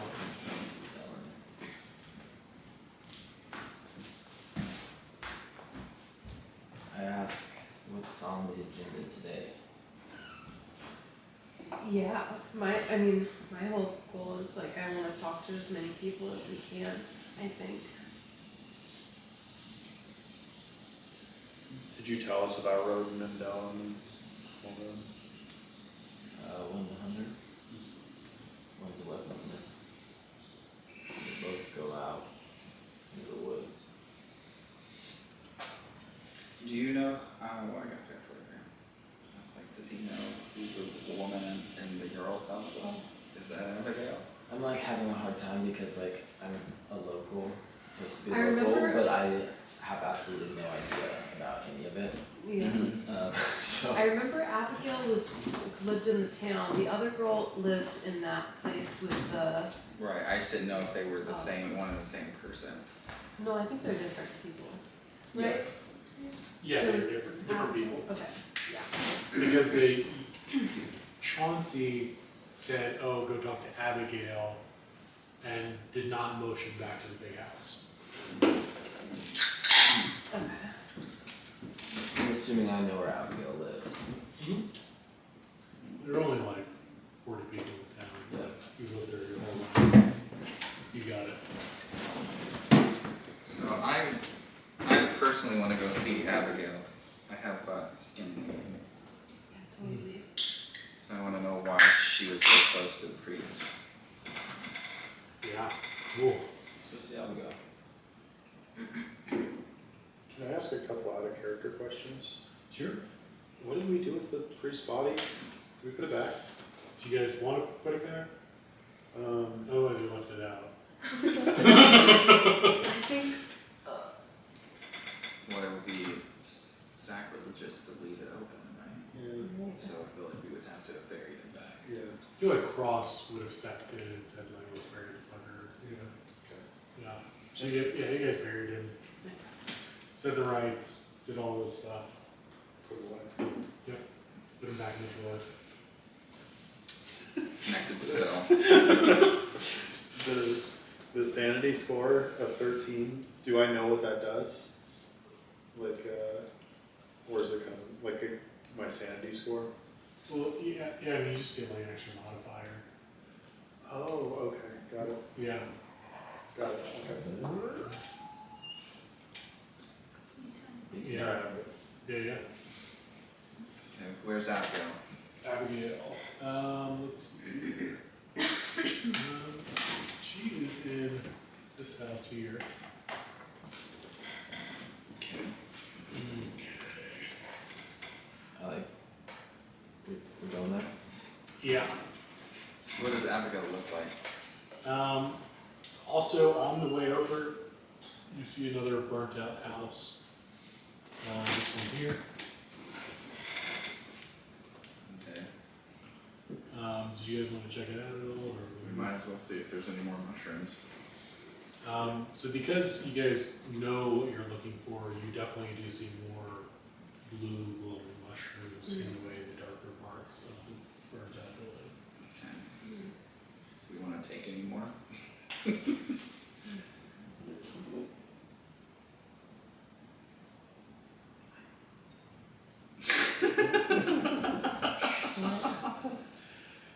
Yeah, the doll is still active, yeah. I don't know if we want to take any more. Are they, can I see if they're like growing out of like the burnt, like the ashes, or are they growing out of the stonework? Is there a way to tell? Not necessarily.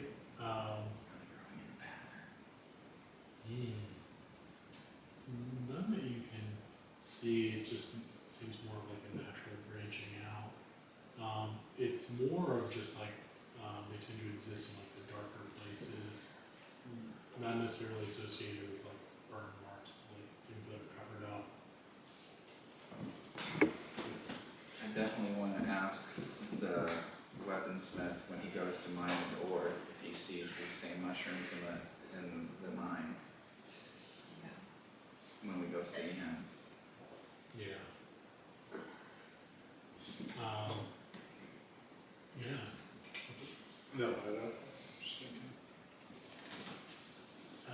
So you approach Banefur and Abigail. Abigail is married to Banefur, and so yeah, they're just like, hey, what can I do for you guys? well, I get the impression that if Abigail and the priest were really close, maybe too close, like the guy said, that she might. You're saying this to Banefur? Well, no, I don't know if I'm just like, can I collaborate with the group a bit, or like, yeah, we're kind of like before we. I just want to be like, I don't know if we're gonna get all the information like together. I think she might need to be like withholding stuff because that's her husband, and I don't know, you know what I mean? Yeah. So maybe we can have some kind of plan where, like, two of us, like, we can kind of separate them in like a nonchalant way and talk to them or something. The women should go be with the women. Yeah. Okay. That's actually pretty normal. Yeah. Yeah, you're so smart, Cross. I totally agree. Cross has some opinions. Yeah, he's got some very ultra traditional, psychotic type of. I get it. Well, I get it. I'm a my nun. character is very, like, he's celibate, and he very much tries to protect, like, women in general. Medieval feminist, if you will. Sure. And, you know, he wants to, like, speak to Abigail personally because he has skin in the game. Like, he wants to make sure that there was nothing untoward that happened between the priest and Abigail. Yeah. Yes, he does. So yeah, we'll buddy up and yeah. Okay. So you guys are talking to what's his name?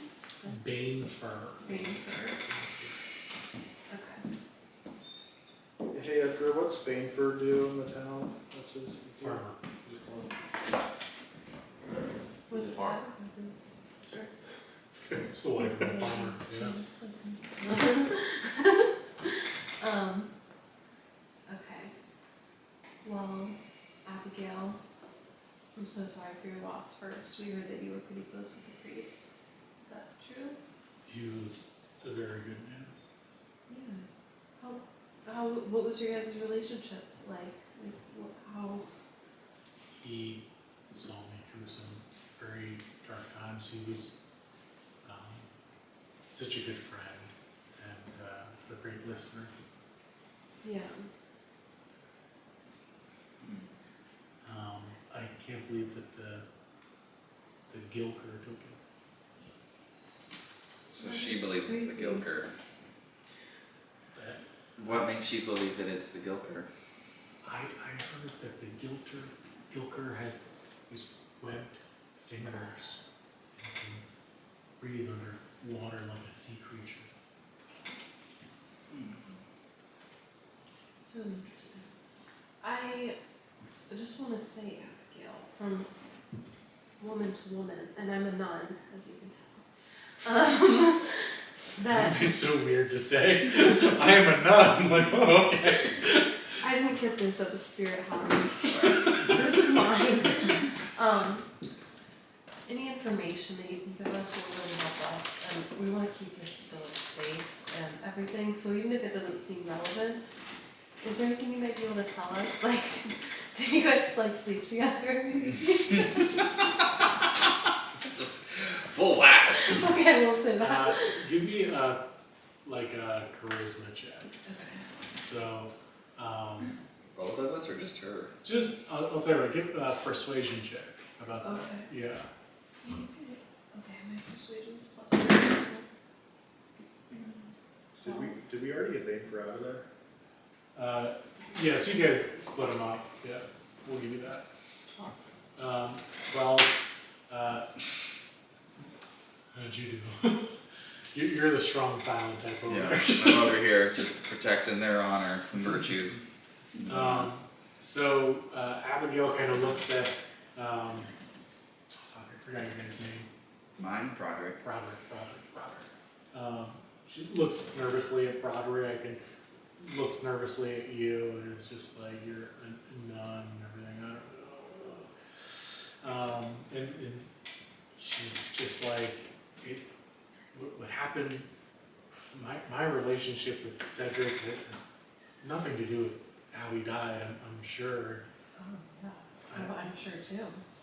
But can I use my charm person spell? Sure. Okay, I'm gonna use that. Yeah. I don't know a lot about it. I'm gonna have to look it up. Yeah.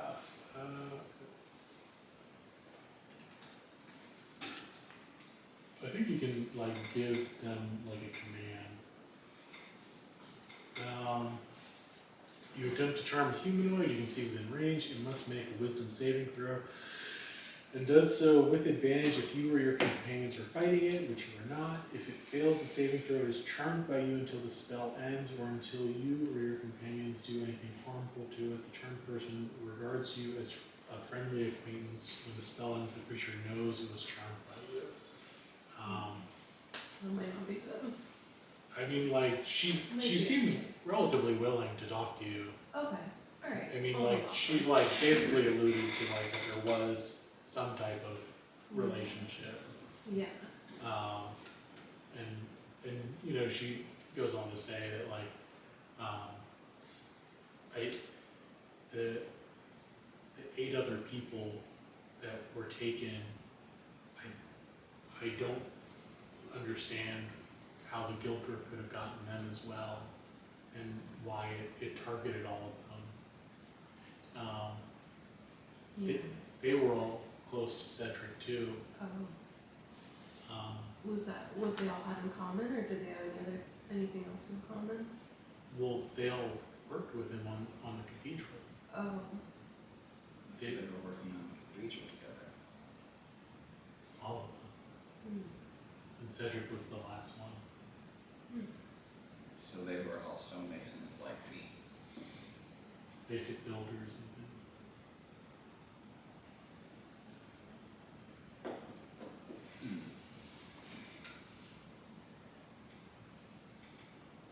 Did Cedric ever tell you anything about the cathedral? It wasn't going well. I knew that. He was having all kinds of difficulties. I knew strange things would happen out there. Something would happen, but he wouldn't tell me. I think he knew that the guild crew was hunting him, and when it started taking his people, I think he knew that it was coming for him as well. Did he say where the Dilker came from, he thinks? I still think that it comes from the depths of the sea. Did he stop building the cathedral when people started going missing, or? Nothing would stop him Oh. until they all died, and she just starts crying. He was such a good man. So we surmise that it's not been in like a sexual relationship. It's just been like she loves the priest. You're not 100% sure about that.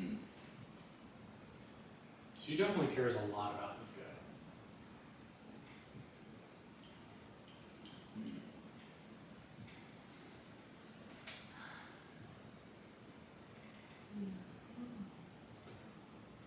So we're not.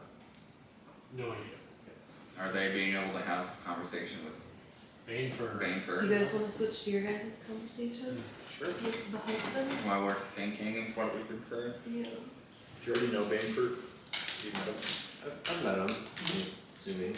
You've basically met everyone and are not really close with any people. I feel like I used to be though, Yeah. right? Yeah, I would say for the past like 6 months or so, you've been Yeah. in isolation. I'm just Yeah. Banesford. Yeah. And like this doesn't reflect it too accurately, but your house is further outside of town. Okay. Yeah. So yeah, Baneford. It's more upriver. Sorry. It's been a while. Banesford. Yeah. How's your wife and kid doing? Did your supper, visiting family. I said, how are they doing? Pretty good. You get to see him when you travel up north, eh? Second cousins live in a big farmhouse. That's nice for the child this time of year. Yeah. They've been up there for a while now. Give or take. Or take away.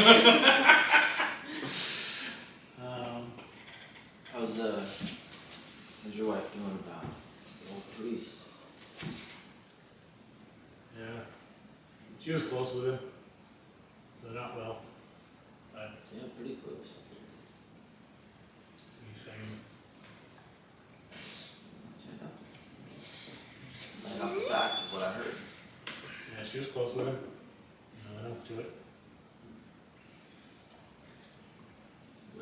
What's your take on the situation?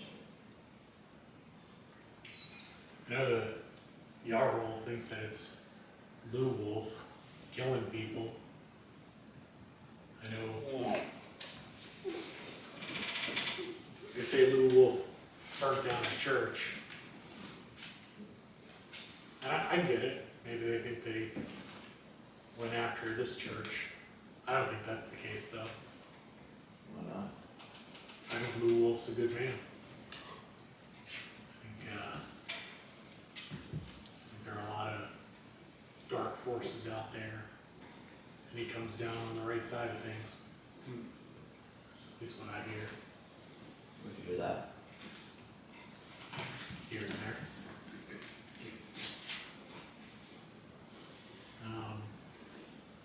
Interesting. So, I'll ask again, I suppose. What's your take on what happened to the priest? I don't know anything about that. You may want to talk to Bernard and all those fucking books, all the nonsense they got in. He's so damn smart, maybe he's got this thing figured out. Bernard was the one that performed the last rites. Yes. So is he also a priest? Or a man of God? Yeah, he's definitely a man of God. So there's like priests, and then there's like clergy, and then there are like followers. Like his main job is actually translating the Bible. So he basically just makes Illuminating text. yeah. So he just like writes it over and over and over. Sounds like someone I don't know. You don't know Bernard? You would, yeah. No, I'm sorry, it was a bad joke to you who can't translate the Bible. My bad.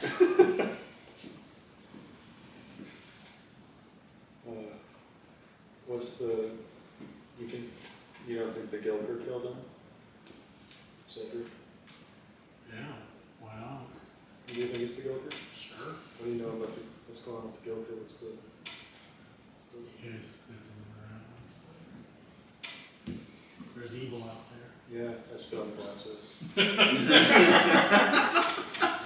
Sure is, yeah. Yeah.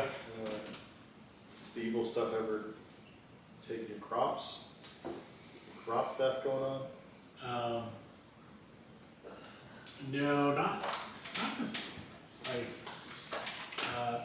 give me an insight check. So 19. It's a 25. Yeah. So he says crops are fine, and he's definitely lying.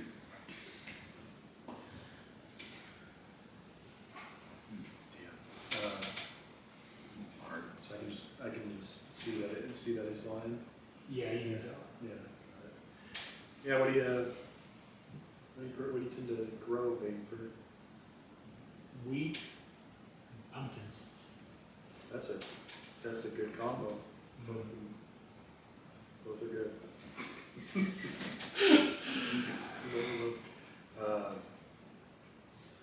Yeah, where's the pumpkin patch?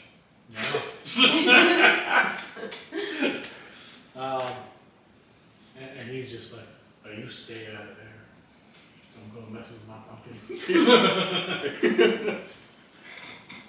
Fair enough. I mean, I'm not as you can probably see, I'm a man of the cloth.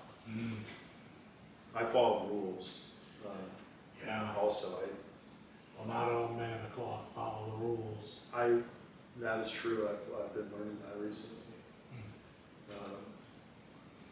You don't trust us, it seems like. Did you trust Cedric? About as much as I trusted the Gilker. I think that's not at all. Okay.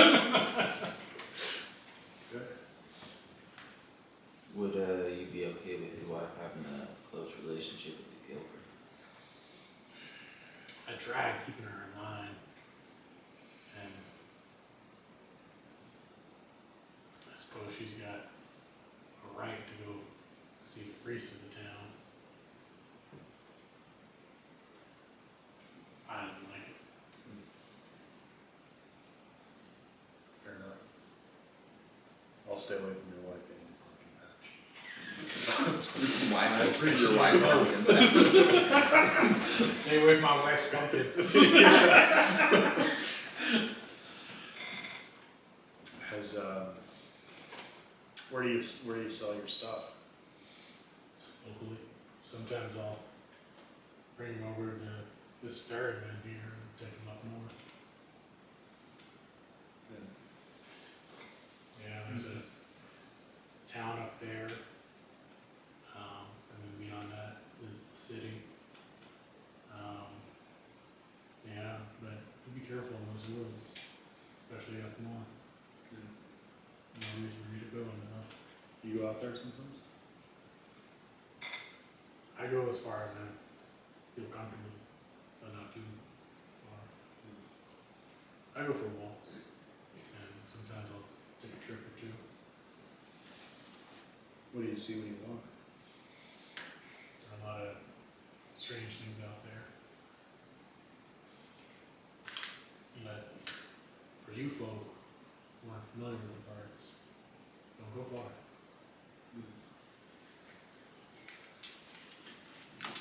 Do you ever worry that since like the Gilker got Cedric, and your wife was close to Cedric, that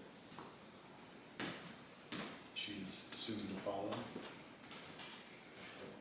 I'll keep this.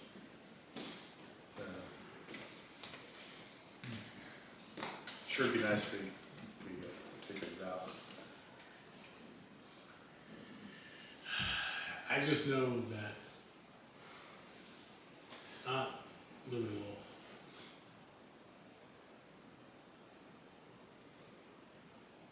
And we're not gonna be able to rely on Chauncey to keep us safe. But I don't know what did this. Then again, maybe that priest had it coming. Fair enough. Yeah. You know what? Chauncey's not no stuff as he says.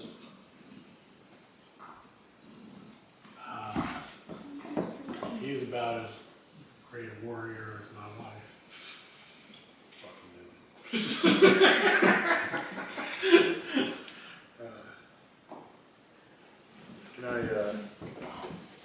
Can I ask you a stupid question?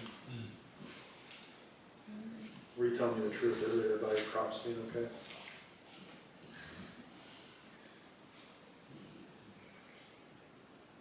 There are strange things happening in this town. And there are some things we just can't stop. There's something else. And it used to stay out there. And now it's coming in the town. Yeah, it's been taking hay and pumpkin. He's like, alright, I'll show you. That'd be great. So he leads you guys out there, and at first everything, hay looks great, pumpkins. And he takes this big scythe, he slices open a pumpkin, and you see blue mushrooms growing inside. Oh, yeah, interesting. I don't know. Don't touch him. You wanna touch these? When, or did Bainford tell him not to touch them? Yeah. He's like, don't go near him. It'll take a part of you. And it may not take it back. Give you something else back. Fucking doll.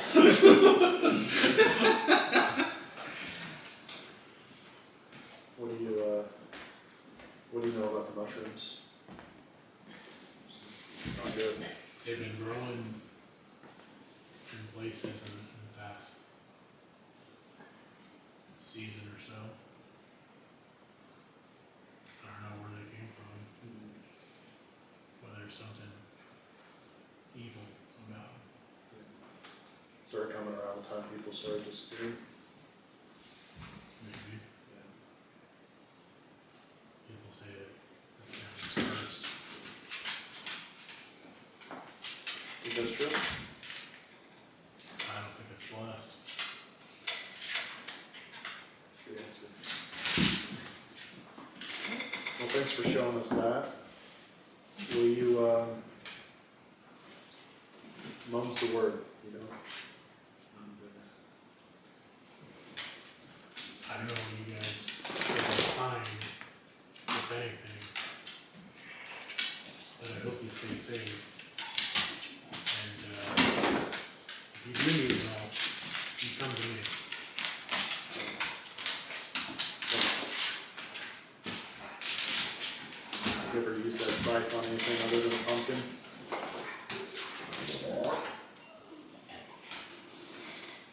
I'm just a farmer. Yeah, we'll leave it at that.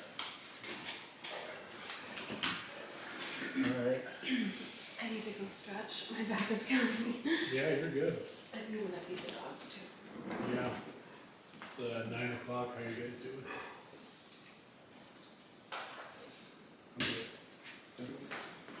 You guys want dinner? You guys want a treat? You want a treat? Come on. It's not at all graceful.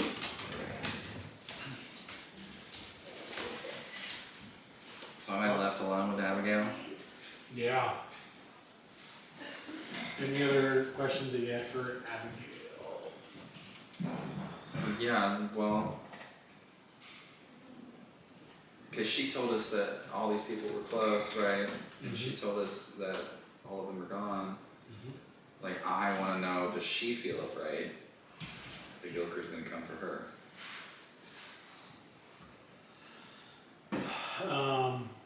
So that just terrifies her, and she just starts like crying hysterically Mm. and goes running to Vancouver. Mm. Well, that sucks. That's the end of that conversation. Yeah, we'll call that sensitivity training for you. Yeah. You're scared of that Gilker? Is it gonna get you? Shit!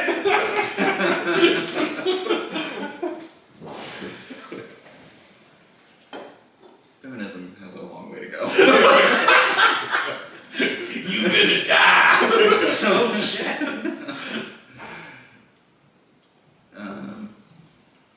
Do we want to talk to like the weaponsmith? Yeah, I think so. What was the boat guy? Or do we want to talk to book guy? Bernard? Yep, there's Bernard, and then there's Rodin.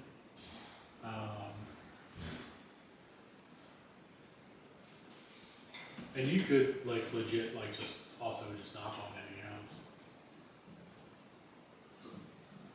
Hmm. Well, this one still looks pretty. I say we go to Bernard's. Whatever you want. Which one's Bernard? The book guy. I meant which house is Bernard? yeah. We'll say that is the one right in front of The Jarl's house? yeah. It's right there. I'll wait for him.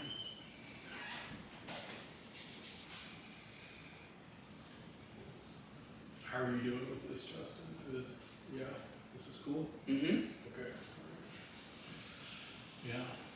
I'm having a hard time connecting with my character. And I don't know if it's just because I'm really tired. Sure. It's been kind of a long week. Or 'cause I thought last night. And then Yeah. also today. Yeah. So it might be that. I think the accent might help you. Keep doing it or not do it. I think you're into it.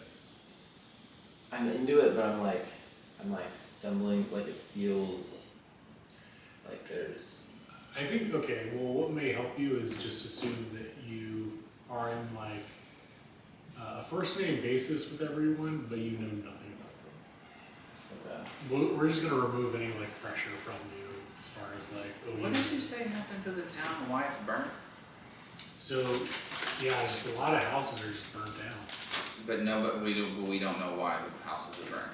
You don't know. Like, does anybody in the town know?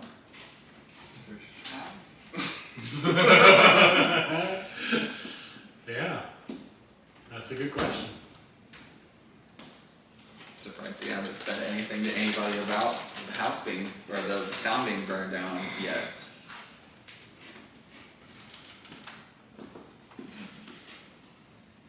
It's almost as if there are mysteries inside of mysteries inside of mysteries. We got the mushrooms, we got the glowing people in the woods that could be angels, hopefully. Sure. Spooky ghost aliens. Do we see any kids around? Let's see here. There definitely are kids in the town. Kids tell the truth. No, but kids also like hear things. Out of the mouth of babes. Well, you've got kids. Not in the town. Mm. Ever. You know that the mayor has a kid, and also Avery, who lives at the windmill with her husband, she has a baby. And Dylan, the hunter, and his wife, Caramore, have a kid. Okay. So there's 2 kids and a baby. Yeah. That's it. It's been a slow season, everybody's too stressed out to fight. I guess those kids get bad then. My rocks. Kids are our future. Yeah. Kids are our future. And this town has no future. Mm-mm. So, did we end up going to the scholar's house? Wherever you guys want. Yeah. Okay. So you get there, and it's this simple stone building, and there are little steps leading up to an office area, and there's like a desk, and you can see like just these like stacks of papers where like he is just writing in Latin. There's a fair chance that he doesn't even understand what he's writing, that he's just copying symbols, and like that's all he can do.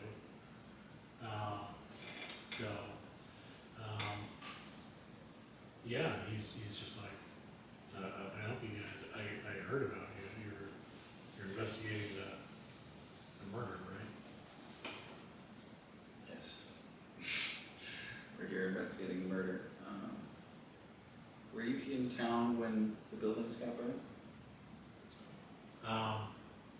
Yeah, it's happened slowly over time. I've been I investigate the occult as well, and I think that there's definitely a demonic presence here. What makes you say that? Strange happenings and these disappearances. I think the buildings, what happens is that someone will go missing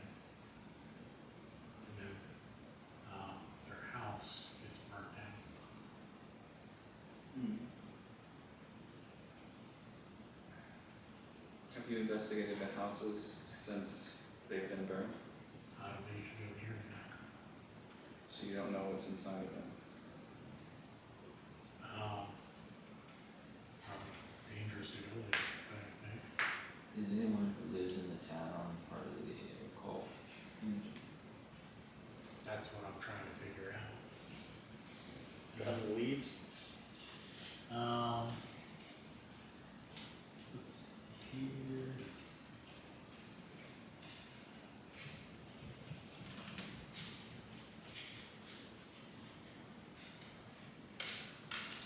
I did see something unusual. These guys don't want to go out. You guys want to go outside? You want to go outside? Oh, you're good,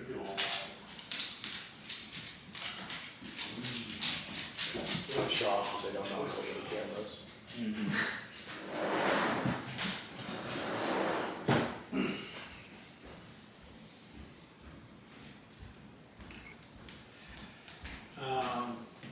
So, so he says, as far as a cult goes, it's shameful. I think the town brought this on themselves by allowing that witch Mildred to operate in the town.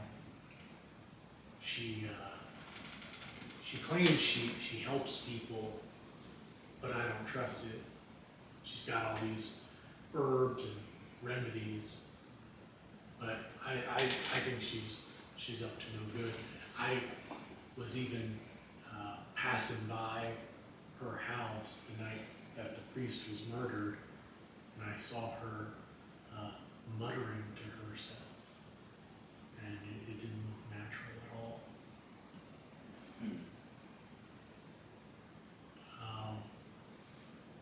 Also, give me a perception check. All of us. Sure.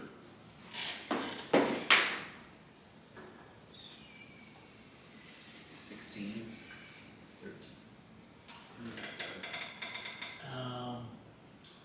And especially as a builder, looking at the layout of this house, you think that there's more to it. And There's like a false wall. most likely it's underneath.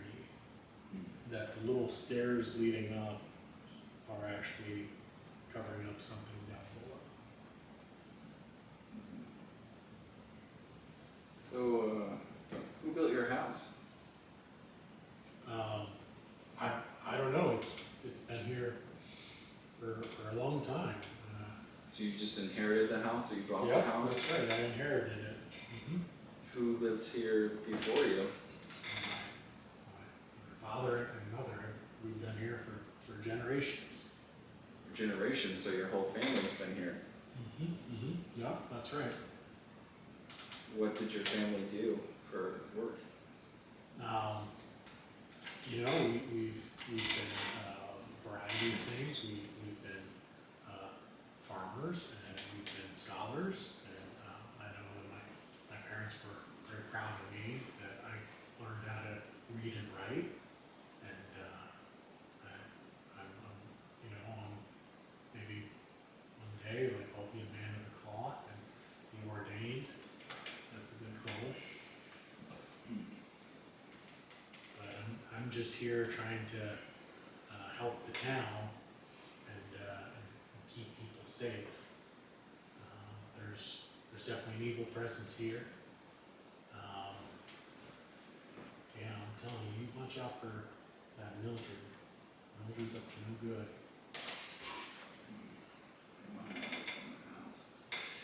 How are you gonna figure it? I'm gonna ask first, and then I'll intimidate, because that's fun. So, is this all of your house, or is there other parts to it? Yeah, you hear a dog barking outside. He's like, what do you mean? What? He looks kind of shifty. Well, I mean, I can tell because I build buildings that the space that's being utilized is not all that's here. So what's below here?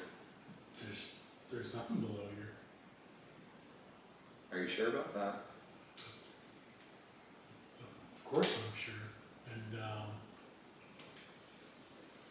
you see Cross, and he takes out the leather satchel, Mm-hmm. and he lays it on the table, and he opens it up, and you see like this sharp knife, a pair of pliers, a poker, and other just like this metal corkscrew. You just see other like medieval, Torture yeah. classes. Well, Cross here doesn't believe you either. I don't believe you. So would you rather tell me than to answer to him? So give me an intimidation check with advantage. So you roll 2 d20s and you take the higher number and add your intimidation score. So 18 plus 5, 23. Yeah. So Make him piss himself. I was just gonna say, like, you notice a little puddle, and you can kind of smell urine, and he's just like, I don't know anything about what's under the house. I don't know. And he's like freaking the fuck out. But he just starts saying like, I didn't do it, and he, as he's like scrambling back, his foot kicks out the carpet, and you see this like panel that has like a latch that's been covered up by the carpet. Is he trying to run? Is he? He's more like scrambling back into the house, like he's like scared shitless and just like backpedaling. Yeah, he's not into your landscaping. I want to run over and yank up the door. Nice. You see some stairs leading down into a cellar. So we're gonna need like torches or whatever. You see some candles on his desk that you could definitely take, and you have like flint and steel and stuff. Okay. You can light those and come down there. It is dark just because it's like permanently overcast in this town and Mhm. being shady. I go down. So, and what are you guys doing? I'd go down. I think I'm gonna bring Bernard down with us. Yeah, I was gonna ask him why he was lying. Yeah. As we're going down. And like you see like Cross like grabs him by the neck, you know, and he's like got a fucking dagger like just kind of pointing up into his side. Cross. Jason Bourne over here.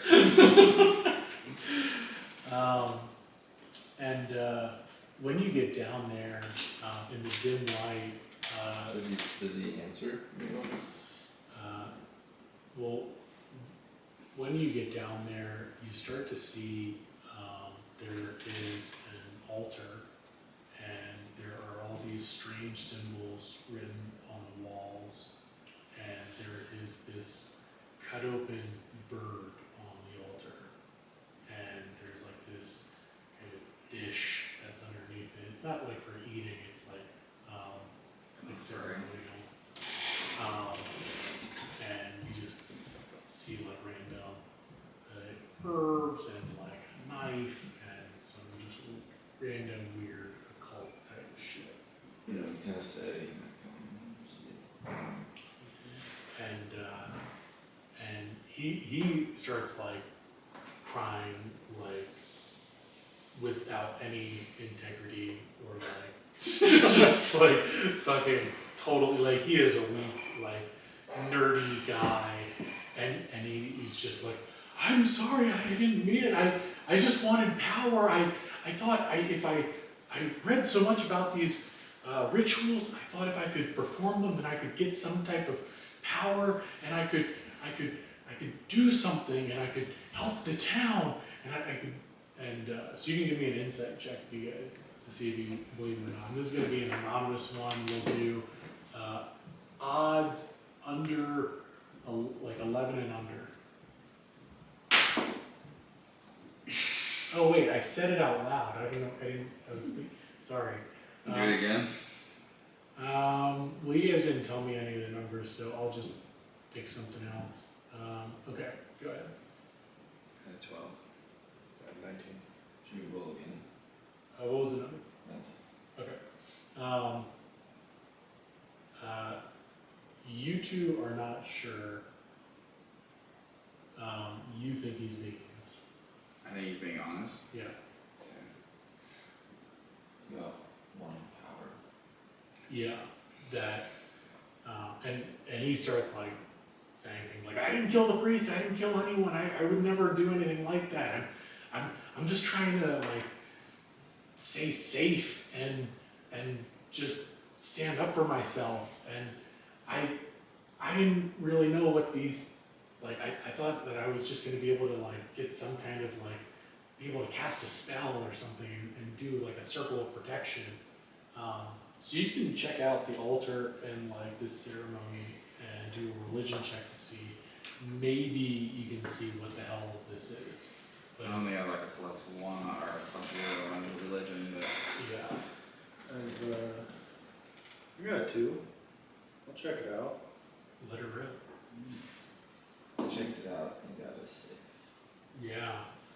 You, Mr. Ferryman, are deeply confused, but that bird looks kind of good.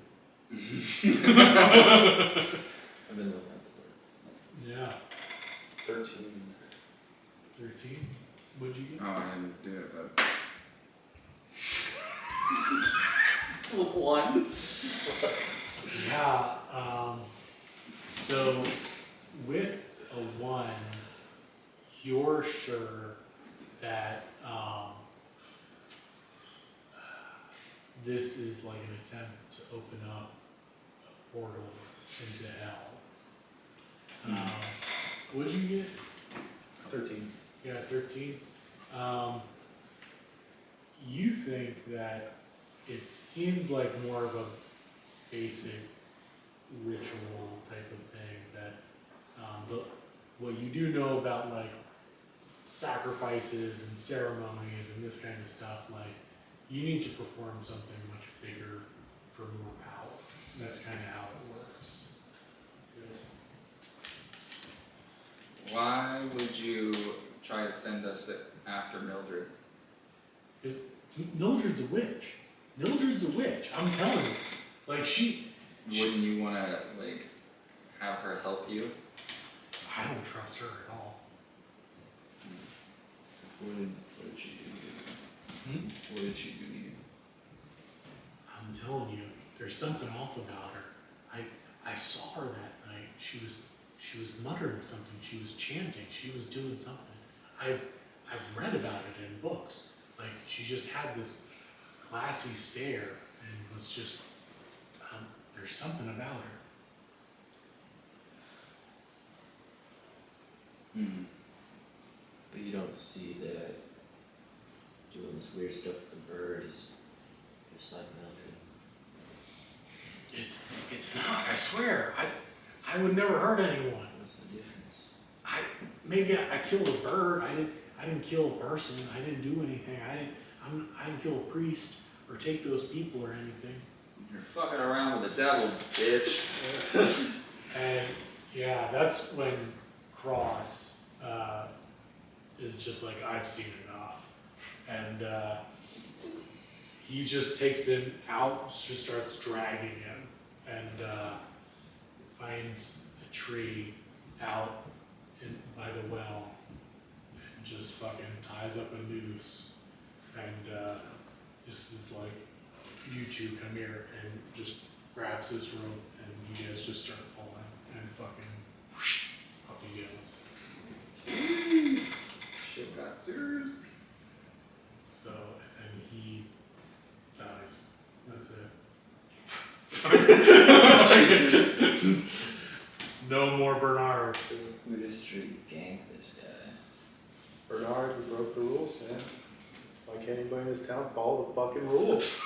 We're a Christian town. For the Lord. Well, he was trying to summon a demon. That's right. What do we do now? With his body? I don't trust anything that's been going around with a body that's not been like consecrated or like Yeah. fucking like staked or something. And so he cross like motions to you like, why don't you perform the last rites? Yep. Yeah, we can do that. I do those alone. Okay. Cross just kind of nudges at you.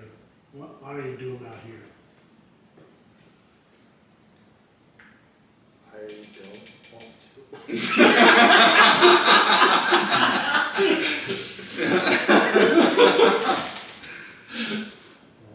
Why wouldn't you want to do it? You might as well. We delivered the Lord's justice in public. We might as well deliver the Lord's mercy in public. Fair enough. Yep, we can do that. I'll do that. Yep.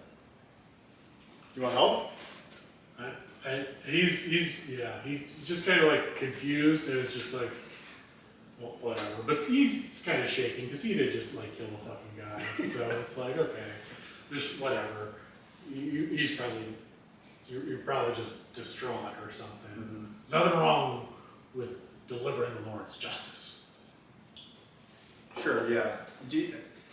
Is there some part of you that thinks that maybe he was just kind of just a little?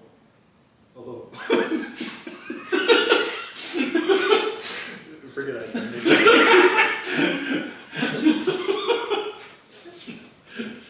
There are those that are with the Lord, and there are those that are against the Lord. I agree. I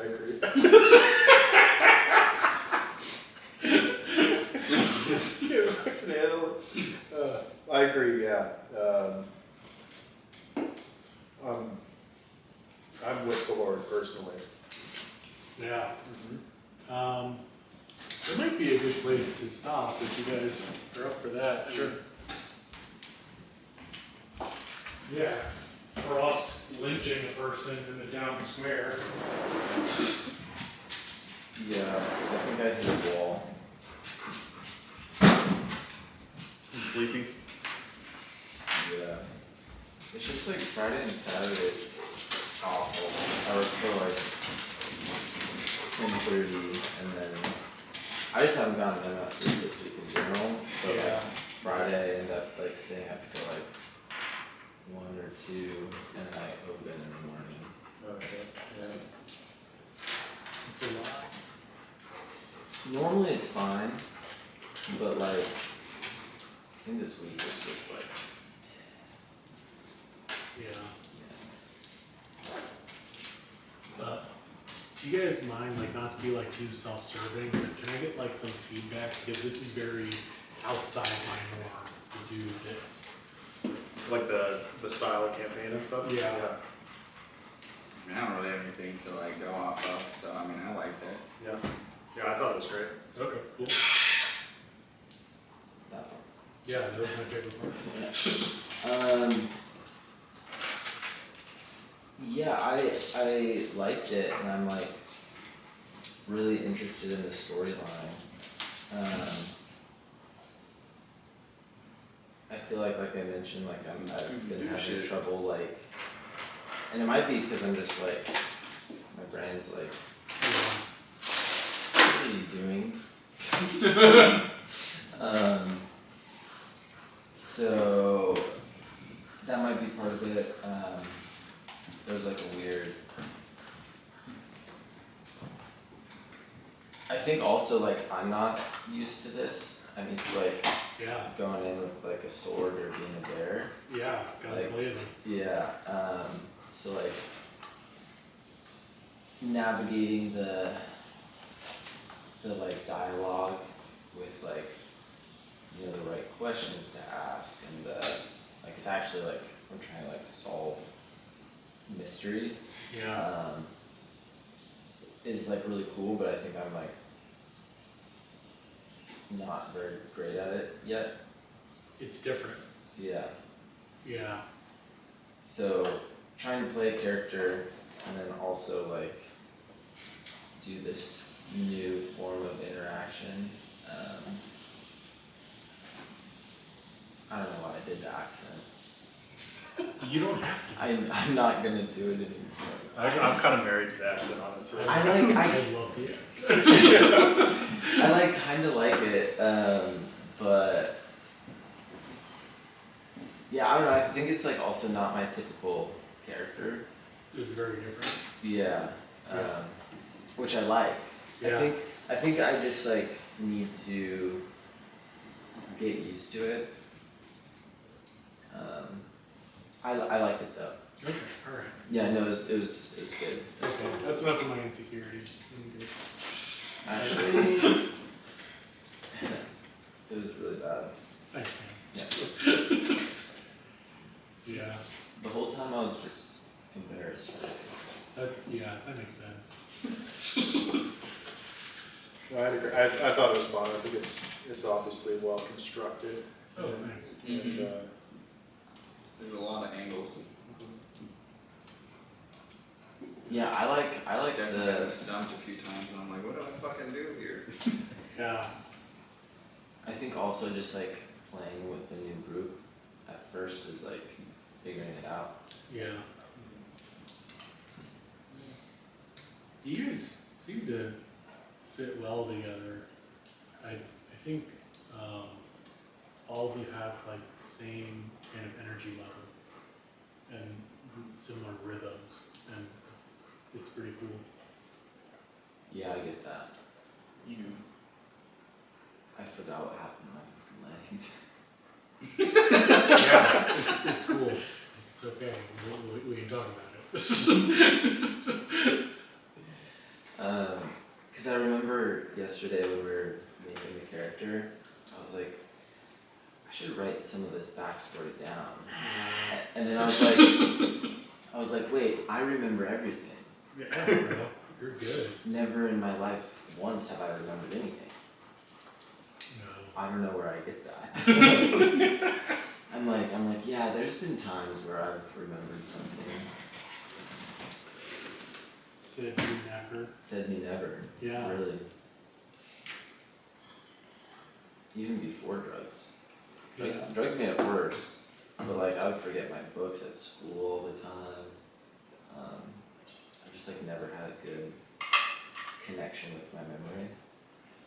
But in the moment I'm like, this seems like something I'll remember. I give myself a lot of reminders. Like I'll leave things out in a certain place, so when I'm like walking by, I see it and I'm like, oh shit, I gotta do that thing. Okay, cool. That must be nice. It helps. Well, I'll put reminders on my phone, Oh, nice. and then it'll pop up on my phone, and then I just won't do it. yeah, you snooze it or whatever. Yeah. Yeah, I don't get that. I'm like, why don't I just do it right then? Yeah. Cause fuck it.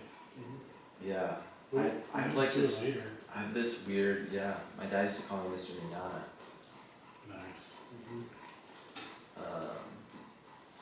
Yeah, I procrastinate pretty hardcore. There's a great theory or book or something. I heard about it. I don't think I ever read it. It's like the power of now and like the 5-minute rule, where if it takes 5 minutes or less, do it now. And then you don't have to remember to do it, which means spending less energy. Does that make sense? Yeah. So like that's how my laziness fuels me to do stuff. What if it takes me longer than 5 minutes. See you later. Do heroin. Well, so that's like the thing though. I realized that all those like lower forms of consciousness that have like caused me to relapse or like be lazy or like greed, self, like just all that stuff. Yeah. My entire life, it's been like one of those things will pop up, and I'm like, there's been no like resistance against it. I don't know why, because those things feel good. It's like the instant gratification. Those things feel good in the Yeah. moment. But that is something that I do. Procrastination is one of them. But yeah, why is that? Yeah. I'm like trying to work on like whenever I'm like I could just not do that right now, or I could like the easier way or whatever to like fight the urge to do it instead of just like agreeing with it. I'm like, yes, sounds like just what I wanted to hear. Yeah. I can tell myself exactly what I want to hear. Yeah, that's good stuff. I love along with myself. Yeah, it's believable for me. If someone else told me that, I'd be like, no. Yeah. No, I'm just gonna do it a little bit. No, you're not.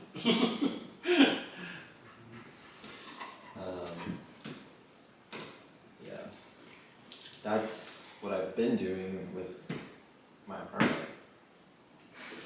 Yeah, that's gonna be fun, because I think you're gonna keep staying in your place for another month, and then another month. No, I don't think they'll extend it longer than a month.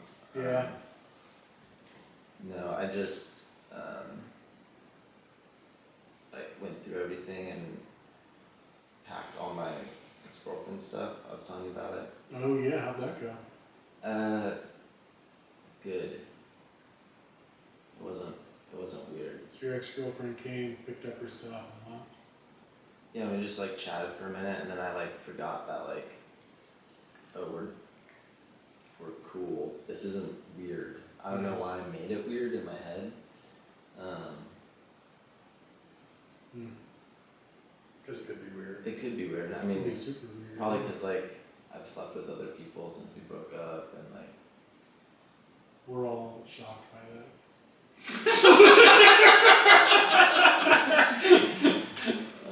Me too, actually.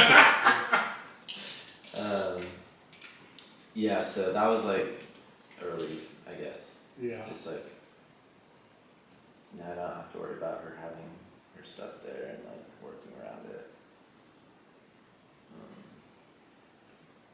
Yeah. I feel like this is why I've mostly been stressed out. Yeah. Because Dude and Caleb and I getting in place. We've done this for a little while. We're talking about it. All three of us we're like, August is far away. Yeah. The end of August is far away, because this was a couple months ago. I was like, we can't really look for a house now. Because like, I've never really done the whole like, look for a place. Like my apartment now, like, my mom helped me find when I was in rehab in Portland. Yeah. And then before that, it's just been, I've never really like looked for a house. Caleb, I mean, it's easy to find an apartment, but like finding like a house seems different. Anyway, Dugan had a job when we initially were like, let's move in together. Mm. And then over the course of like waiting to like look for a place, like lost the job, but was like working part-time. Mm-hmm. And then he also has like no rental history, because he's been on trains and stuff. So I think that he may have been feeling like not like inadequate, but like a weird, like it's not gonna be a good idea for me to like find a place because like of these issues. And like I have pretty good rental history, relatively. And Job and Caleb has okay rental history or whatever. But then, so we're like meeting up to like apply for places, and then Dugan's like, yeah, just send me the places that you find, and then like I'll apply to them too. And I was like, well, we gotta go look at places, so we like should set up looking at places. And then Caleb's going on this road trip, and then it's mostly been me searching for the house. And so I've been like stressed about that. It was Dugan's idea. Yeah. But yeah, I don't know, it's been a stressful month. Yeah, that was super stressful when I was looking for a place before. Kind of lucked into situations. Because the original people that I was looking for a house with was like Rob Ueda, and which you probably have no idea who that is, and Mitchell. No, it was originally Tyler, and then Tyler backed out, and then it was Mitchell and Rob, and then they weren't helping, or Rob wasn't really helping. He was like, "I'll just go in wherever you find," and then Mitchell found a place with Brennan, but we had to be like, "Well, Rob, you know, you're kind of shit out of luck," and so it was just really stressful getting into the house where I lived with Evan, which was, I lived with them at that house with Brennan and Mitchell before I lived there with Evan. Like, he moved into my house. Like, Brennan and Mitchell moved out. It was like a whole thing. And like, living with Brennan and Mitchell was stressful. Like, not Brennan so much, but like, Mitchell refused to get a job, or he had a job and then he lost the job, and then he refused to get the job, and he was like depressed for like 8 months. And I'm talking about like serious depression, like not coming out of his room very often or showering, and like it was a lot. It was like, I was really worried about him. Whoa. Was he paying rent or anything? I don't remember, honestly. I don't think he was. Yeah. No, he wasn't, because Brennan had to cover his half. I should. Because I couldn't afford to cover his half. Yeah. We couldn't split it down in the middle, and like, we held out as long as we could, and then he owed all this money to Brennan, and like he was going to college, and then flunked out because he stopped doing anything, and then he was also, like, had a job and got fired for not showing up enough, and then he had a car that it was like a really nice new car, and then got it repoed because he couldn't make the payments. It was just like a really shitty year for him. And then that's why when Brennan decided he was going to move up to like Portland because his girlfriend was up there, like, I had to find 2 people to move in with me, and that's when Mark and Evan were like, we'll move in. I'll live with them for 2 years. Okay. And then the house that I'm at now was already an established house. Like, it's been there for like 9 years. Like, people in recovery have like been, like, they move out of Oxford or break up with their girlfriend or whatever, and they end up in this house, and it's like a month-to-month house, and it's like hella cheap. So I just like It's kind of not a like bad house collect, either. huh? It's not a bad house. No, and like, they've been trying to get me to come over there for years. I was like, that was the option before I got Evan and Mark to live with me, was to move over there. Because people will live there, you know, whatever amount of time. Sometimes they'll get in relationships and move out with like whoever, Right. which is what happened that left the room. Because y'all know who Davey is, but Davey was this guy who lived there, and he like haphazardly moved out with this newcomer, and it did not go well for him. Did not go well for him at all. He was and he had been dating her like 2 months or something like that. It was a ridiculous move, but I ended up getting the room, so.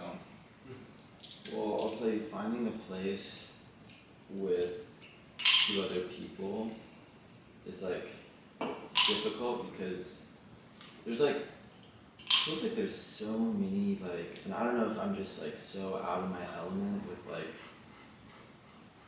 filling out paperwork or like knowing what to do because I haven't really done a lot of that, but I'm just like there's like, you know, like renters insurance, like all these places are like, you need renters insurance and you need to pay this fee and you need to fill out this application, but you can't fill out the application until you come view the house. And each person has to fill out the application and it's just like so much. So that's been weird. And then like, especially when one of them is like driving across the country. When's Caleb get back? Like another week? Yeah, he's been, I think about since 18. yeah, I think he's coming back a little bit early though. Where's he at now? He got He's in Minnesota. He got to Minneapolis. He's at some campground when I texted him earlier today. Nice. But yeah, and then it's like I don't want to like apply to a place and spend $45, and then like, I'll tell you if I'm off. well that too, you know, like it seems like a waste of money for everybody. If we don't all like in my head I'm like we need to like all apply for this place together at the same time. Yeah. Because like I know that if we don't, one person's gonna like not do it and then it's not gonna go through because like you need to all have it in for the application to be complete. So you can't even apply to places without Caleb? Right. Yeah. And like we went to view one house together and then Can you have him DocuSign something? maybe I had him send me his email, cause I was gonna like try and like fill out an application for, well, a lot of places too, like you can apply for a house before you go and see it sometimes, but sometimes they're like, you can't apply for this until you go and see it. It just depends on like if it's like privately owned or like rental management company, which, yeah, it's been a whole like clusterfuck of just like, I'm like, I don't know what I'm doing, like have I been alive, like it seems like zero life experience when it comes to this, which is true, I don't really have much. It's so normal though. I mean, like, I got sober at 24 and I basically did nothing until then. That's what it felt like. And anything that I did do, I was drunk and out of my mind. And Yeah. like wasn't valid experience. Yeah. So I mean, like, you're supposed to feel like you know what you're doing, and that's okay. I think it like that's the thing, right? It's like Yeah. okay. Yeah. If it feels like weird and awkward and like challenging, Yeah. like that's what shit's about, right? Yeah. Like figuring it out, that's how you learn. In my head I thought that like houses were like they're gonna be available for like a long period of time because like there's not hundreds of people looking to move. I don't know anything about them. Houses go quick. It's like they're like not on the market for very long. Like all the houses that I've looked at all have like I don't know, like at least like 55 contacts and like it'll tell you like on Zillow or like a property management company, it'll be like 72 people have applied for this house and I'm like, geez Louise, man. And I went and viewed a house Friday. Oh yeah, it was a weird house. Oh yeah, you're I was talking telling you about that. Yeah, it's an older house. But now I'm like thinking about it more and I'm like, it's kind of cool.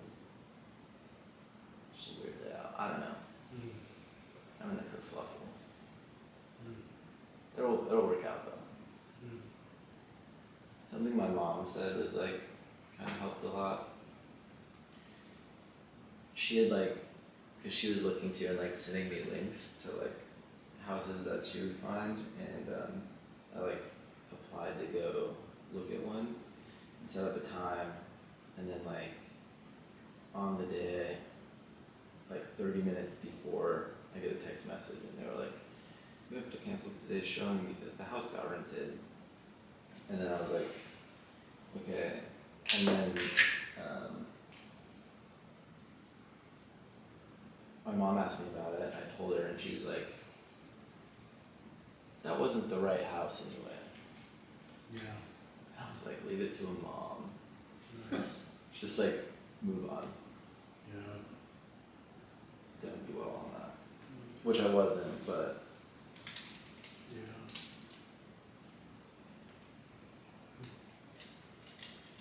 It will work out. it will work out. I mean, we live in a college town. Like, there's no way that like it's that hard to like rent a place from. I think just the whole situation has been difficult with like Caleb being gone and all that. I think if we're all together, we just like attempt, it'll work out. Yeah. Dugan found a job again, right? Yeah, Nice. he does a good job at. Does he work at Orange Theory? Nice. That's cool. How are you enjoying your mock trial? Gone 3 times. I'm gonna go tomorrow. So, I've been like burnt out. Honestly, I've made some like fairly unhealthy decisions over the last like week and a half. yeah, funny. Yeah, and I'm like, Nice. my body is like paying the consequences. The real reason I'm so tired all the time is because I like started sleeping with my boss again, Yeah. like every night for the last week and a half, Fuck. Hell yeah. and I was like, You going there tonight? no, she would come over. Yeah. No, I'm not. Well, not the last 2 days I haven't, because I was like, all right, we can. Yeah. That's too much. Shit, man. Yeah, like up to like 2 a.m. like Yeah. every night, Mhm. and then going to Orange Theory. My fuel mostly being like caffeine and nicotine. Yeah. My body's like, bro. Those things help though with muscle development and having a clear mind. Caffeine and nicotine? Yeah, man. Yeah. I'm gonna pretend like you're not being sarcastic. Yeah, man. Yeah, you're You're good. talking about sex and Orange Theory. Probably. Yeah. Yeah. Yeah. But I mean, like, if you're also not getting sleep, then a lot of that shit is kind of pointless because you're not like actually like developing muscle because your body needs rest. Yeah. I'm like losing weight, Yeah. and I'm like, I don't need to lose weight. Right. Trouble. Yeah. Yeah. Yeah, Dugan's like, you need to sign up for more classes. Yeah. You just need more. Oh, I love it. Which I like the classes. I like the. That's cool. It's cool. But I feel like I need to like activate my healthy lifestyle, like apart from the classes, to like feel okay. Cause like I'll do a class and I like feel great for like half an hour, and then my body's like, no. Yeah, you need sleep. Yeah. Yeah. Do you have to work tomorrow? Yeah, like tomorrow. Are you gonna go to the nooner? Yeah. And none of the home group members were there except for me last. Well, so last week, Dugan and I went to Orange Theory before, and then we're gonna just go to the nooner after, and then I got a call from my work, and they were like, "Yo, can you come in early because this person just like didn't show up and they're not answering their phone, and it's just 2 people, Mm-hmm. and like there's a fat rush going on, and I was like, yeah, like I can do that, and so like Dugan had driven with me, so like I had to drive back to my apartment, or, like get to my apartment, and then they called me back and told me that I didn't have to go in because the other person showed up, and at that point it was already after 12, Mm. and we just went and got lunch. Mm. That's what happened. Yeah, it was odd because it was the home group meeting day, and no one else was there with me Oh. from the home group, but there were 12 other people. There's 12 other people. There were 12 other people than me. There were 13 of us sitting there at the park. Mm. That's the first. No, there was a lot of people at first. Who's a home group member now? Not many of us. It's like you, me, Jake, Caitlin, and Caitlin's not. Caitlin isn't anymore. She never was. She said, Because she was having a baby, so she's like, I don't want to commit to anything right now. well then Reed. Reed is. It's like me, you, Jake, Reed. Cassidy. Cassie didn't even show up, but I assume so. And Tori just bowed out. Yeah, I've had a feeling that was gonna happen. And I'm curious because Ari hasn't showed up in a long time. And I was like, but you have all the money. Because we've been Venmoing her the money. I should hit her up. I don't have to know. Yeah. As you can see, our meeting's doing well. It's the Sunday nooner. Yeah. Sounds good. Yeah. And then also like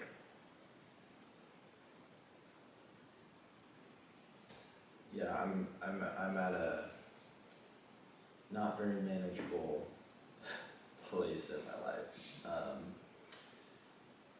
So I'm trying to work on balance. It was hard because I'm like, I want to do everything. Not enough time in the day. Mm-mm. Trust me, I get it. Yeah, I've been like, my meeting attendances went way down to like maybe twice a week. Maybe it's just once. Some weeks. I was doing twice a week for a while. Sick man's and nuts. I was just, I would go to like, I would either go, like one of the three, I would either go to Sick Man's, Are We Done Yet, or Host, and then when I was doing just the Sunday meeting for sure. But then I cut all these back because like, fucking being a drug and alcohol counselor and then like, fucking running groups for 3 fucking hours. I'm so tired after running group for 3 fucking hours and sitting and talking about coping skills and shit that they don't even want to talk about. They're And I'm rough. I've been in those same groups. Yeah, they're fucking, the guys that I got right now are fucking awful. It's like pulling teeth trying to get them to just have a discussion about anything. Are they all mandated? So it's like, yeah, well, sort of, like they opted in. So it's like, okay, go to prison or do this. You know, so like they choose that and I looked out with most of the people in my group. yeah, I mean, it is what it is, but some days they're real good and real communicative, and then other days it's like literally it's dragging ass. And I'm just like, oh god. And so then you'll see me come home, like when you're with Brett, and then I'm just like, nope, I'm not going anywhere, I'm staying right here. But I finally met with my sponsor after like, I don't know, I haven't seen him in, like, gone and seen him. I've seen him at meetings, but I haven't seen him in like, I don't know, 2-3 months. So I'm getting a little squirrely. I added that as one of my weeklies, and we do it most of the time, but I'll meet with my sponsor once a week. and we'll like read together some shit, and like that's been really cool. Cause that's how I got out of doing like 2 a week, was like, okay, I'll add one more. And I started going to the Monday nooner, that's legit, and then the sponsor Wednesday got added too. So now I've got like, oh shit, I'm on 4 now. It started with like, okay, I'm gonna add one more. Yeah, I need to. I mean, I still have 3 sponsees, and I'll meet with them if they fucking That's decide to awesome. show up. But not all of them are like every week. Yeah. Some weeks it's all 3, and I'm like, God, man, why did I have 3? But it's interesting. Yeah, I only have I have 3 female sponsees right now. I don't have any male sponsees. They all asked me, so I was like, okay, whatever. Yeah. As long as you want to do the shit. Yeah, whatever. Yeah, 2 of them are in the 3rd step. I've been planning on getting some female sponsors. Yeah, Yeah. you should. Nice. Yeah. 14th step. Good call. Oh yeah. I just had Nelly sponsor me, so I'm good. I feel like it's really hard, like, maintaining, like, friendships, service commitments with, like, recovery stuff, work, extracurriculars, sleep, self-care. Like, there's just so much stuff, I feel like. Mhm. And like with friendships too, is like if you have like quite a few of them, it's like I'm not gonna be able to like interact with people. Like I accidentally ghosted this girl that I was friends with, and like she's actually like really sweet, really cool, Sure. really nice, does a lot of interesting things. And it was just like there was just too much going on, and like I'm so bad at like texting. Yeah, you are.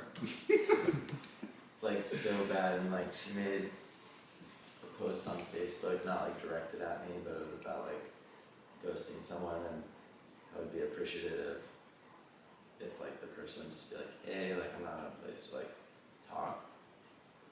Sounds directed at you. It was directed. It was totally directed at me. And I was like, fuck, and then I'm like, I need to reach out to her, and be like, that was my bad. You know what I think you're actually learning right now? Is priorities. Yes.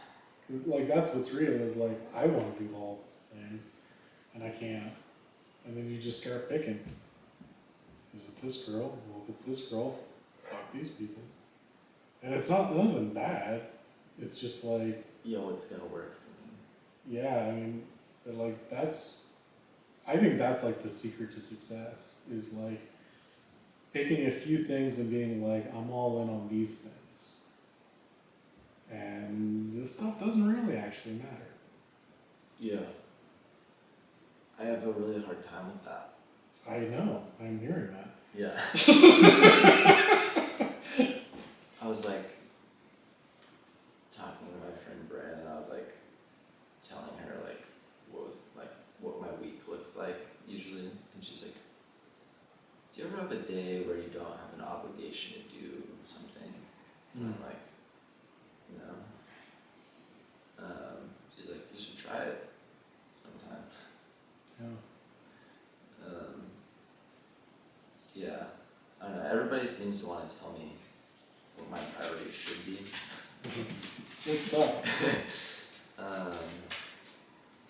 And I'm like, that sounds like it, right? That sounds right. Cause like in my head, I'm like, I can generally see like what's good for somebody else, but not myself most of the time. Mm. So like then, if somebody else is telling me to do something, I'm like, I wonder if it's the same thing. They're like, you should do this because it'll probably be good for me. I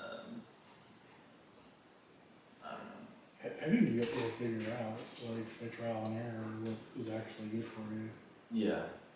I mean, that's a very personal thing. like who you should hang out with and who you should prioritize. It's like I'm not gonna go, better not see this fucking girl. Like, whoa, Jesus, yeah. Yeah, and as most of us do, I do not learn unless I like try it like 10 times and like I feel really bad about it. And then after number 11 is when I change. I feel like Rob's sitting on some juice. I mean, yeah, I don't know. I've been making some interesting decisions. I slept with my ex this afternoon. So Yeah, buddy. Sick. There it is. again, and I can't figure out how to Yeah. navigate this thing. Whoa, why? It's just like every time like we don't have contact for a week and a half, I feel great. I'm like, I know what my priorities are.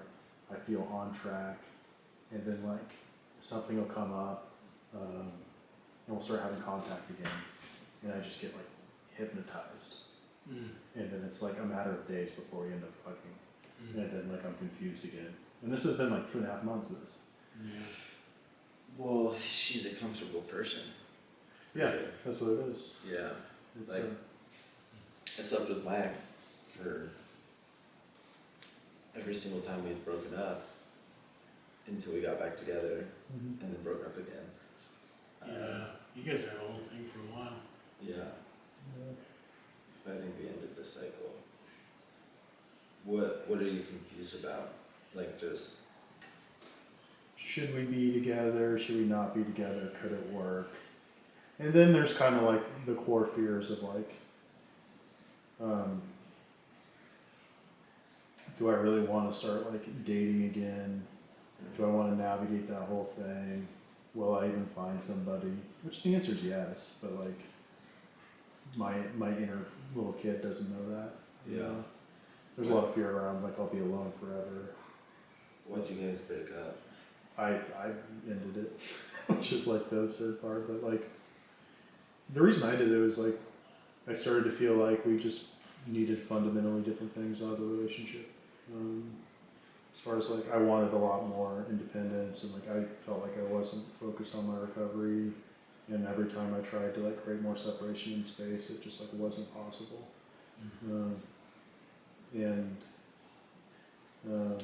Yeah, so I just felt like really like kind of sick in that relationship in a lot of ways. Just didn't feel good. I was going to one meeting a week for a long time and just like totally like sucked into this codependent dynamic, which I found out in that process. Like I am a wicked codependent for sure. Yeah, me too. I think it comes with the territory. Yeah. Yeah, I mean, yeah, the part of the big book about the actor, like that's it's just like describing codependency. Yeah, I mean, so that's kind of where it is, and then yeah, every time we interact, I'm like, this is safe, this feels good. They're really funny and smart and fun to talk to and fun to interact with in ways that like I'll talk to random girls and like we don't know each other that well, so of course there's not gonna be that connection, right? But then it feels like, well, this is boring in comparison. Does she still want to be with you? Yes. Yeah. Yeah. We're gonna talk next Saturday. Is the plan about like could this work? Because I would say that for me, like, I kind of went through almost exactly what you're talking about. I ended the relationship, be in contact for some reason, and then I'm like, we would sleep together, and then I'd be like, we should get back together now, obviously. Yeah. But like most of that was like, I'm being a fucking selfish fucking asshole because like this person obviously wants to be with me, and like I'm doing this whole like runaround thing. I'm like, oh, we're just sleeping together. We're two consenting adults. We can sleep together. But like, where's the point where like I can like view things from like her perspective and like is she like clinging to the idea that like we are gonna get back together, and I'm just like leading her on, because I want to sleep with her because it's comfortable. And then I was like, that doesn't feel good. Yeah. And then I have to like really think about like why did we break up? You know, like for me specifically, it was very codependent, not a lot of independence. Couldn't really find that. There's a lot of things, but we've been together for like 4 years and had like tried very hard to be together. And like I would still get the thoughts of like, but like we could make this work maybe like in a little bit when I'm at a better place. It was like we tried so many different times to make it work, and it just like always ended in the same place. And you know, like distance does make the heart grow fonder, for real. Try like spending a month with her, and then and then you might remember like, oh wait. Yeah. I mean, yeah, it's, Or even a couple days consecutively. yeah, it's, it happened for a reason, and I don't know, it's, it is interacting with like what you're saying, like a lot of the selfishness of like, this is comfortable, and I'm like, am I leading this person on? Because, yeah, they like started dating other guys at one point after we broke up.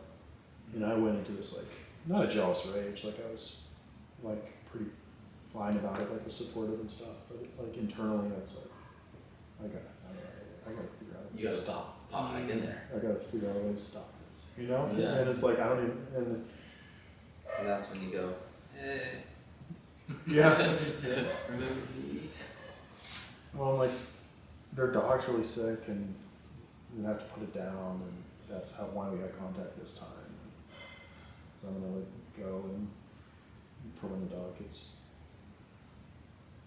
put down, so I need to make amends to this dog as well. I didn't like abuse it or anything. Yeah, I'm just thinking like, I don't know. Why do that? Yeah, Yeah, it's a good question. yeah, it sounds like a bullshit excuse. I mean, like I get it. It's Yeah. like, yeah, Yeah, fuck that dog, man. fuck the dog. Yeah. She'd go there and kill herself. That's fucked up. It's just, yeah. Yeah, I mean, last time I talked to my sponsor about it, she was like, probably don't do any of this. And I was like, yeah, fair enough. But That reminds me of just a couple weeks ago. I like look up one morning and I like see this app on my phone that I didn't recognize, and I was like, what is that? I like click on it, it was an X. Oh yeah. And it opens Twitter. And I was like, oh weird, Twitter's X now. mhm. And I'm like, oh, now that I'm on Twitter, I'm gonna do the only thing that I do when I go on Twitter is I'm gonna go to Erin's Twitter profile and see what she'd be posting. Yeah, like, So I did that, and then she posts like, she's really funny, but like she posts like really stupid shit on Twitter. But like why Twitter specifically is like, I feel like she used to like post things about me because she didn't know that I was on Twitter. She's like, I thought you deleted Twitter, and I was like, no. So like in my head I'm like, maybe she's posting about me. And so anyway, she like said something stupid. I don't even remember what it was, but it was just like, it wasn't about me. It was like, but in my head I'm like, she's sleeping with other people, and that's wrong. Yeah.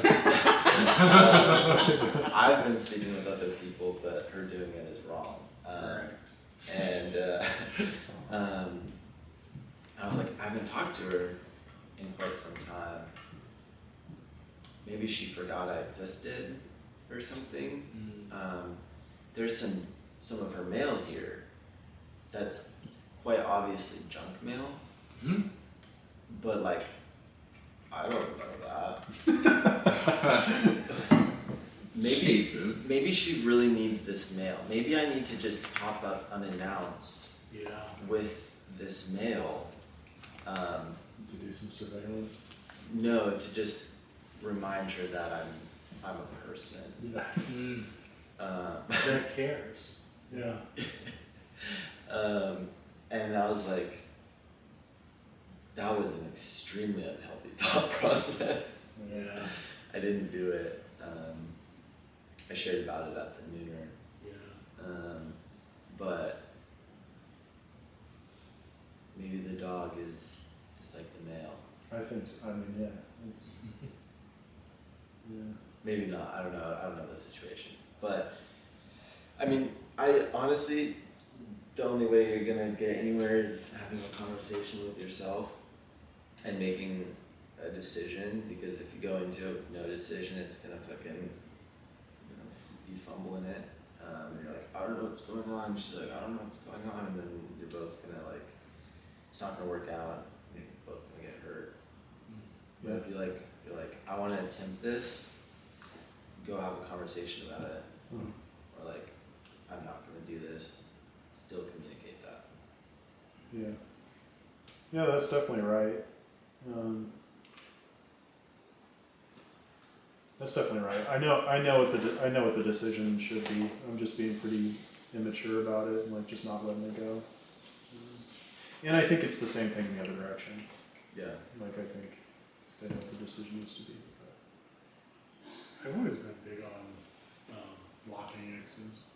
I do it like shamelessly, block them on social media, phone, like email, like we're completely done. That's the best idea I've ever heard in my entire life. It's like so clean, and then I get this sense of peace, like I'm not gonna get some weird text message in the middle of the night or something. I'm not gonna get a phone call randomly that's going to fuck up my day. I'm like released and free. I just got one of those. Yeah, and it just fucks you up, right? Yeah. Yeah. I was like, I just don't even know how to respond to that. It wasn't even from, it was from a previous ex. Yeah, I was but like, she's got something to say. Yeah. yeah. I was like, why did you text me that? Yeah. Like, yeah. So, yeah, maybe just ghost her. Yeah. That sounds good. Yeah, the problem it's been especially messy because like we're in the same profession and like we know all of the same people and like still have all these like connections. Mutuals. Yeah, so that makes it tough. Which I thought that was an error from the beginning to like date in that pool, but I was where I was at the time. I don't think people would think less of you for ghosting someone.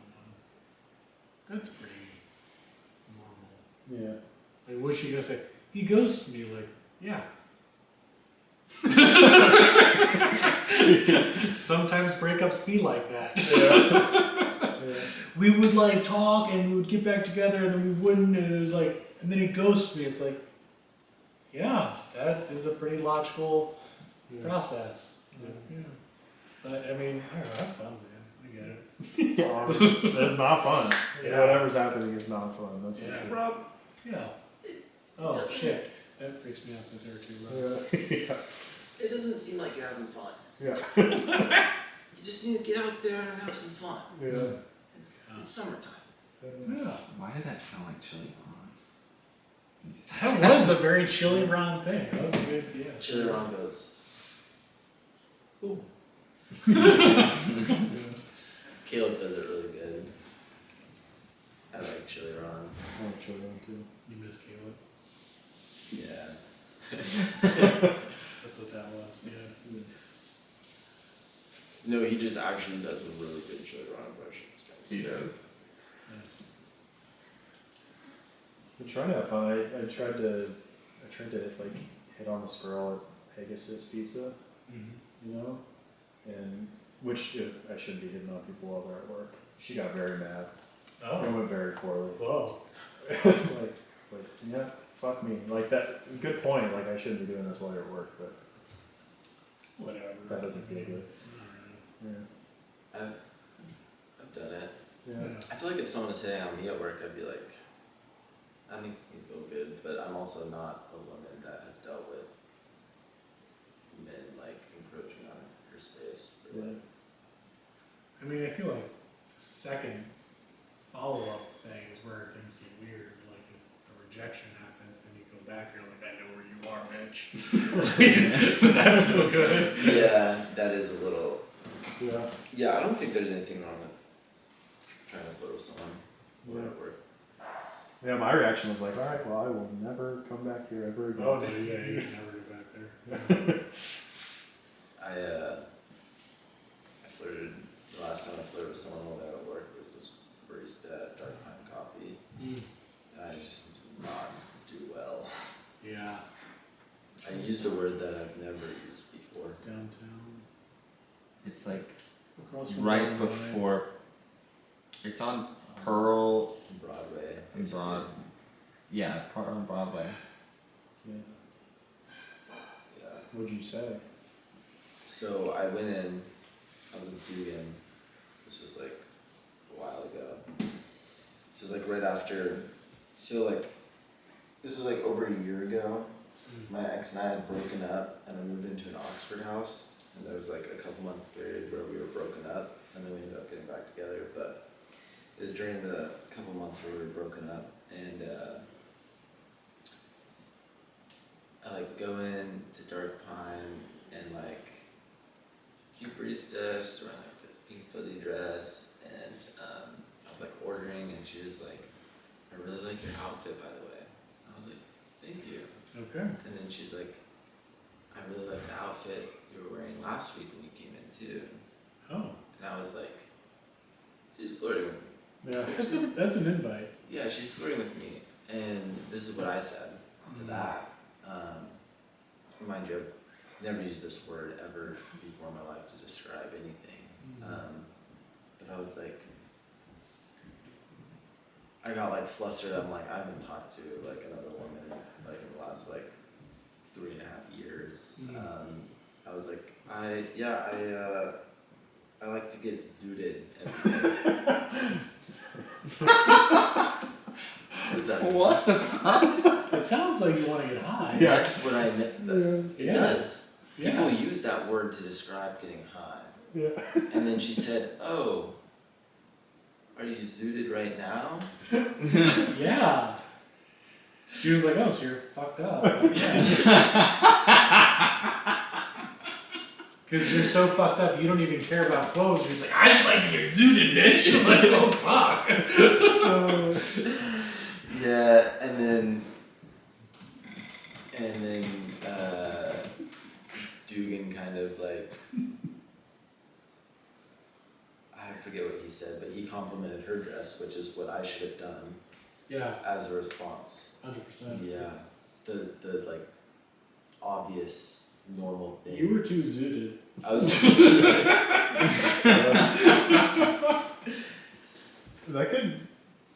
That could work on, you know, like you could be doing a Michael Cera thing.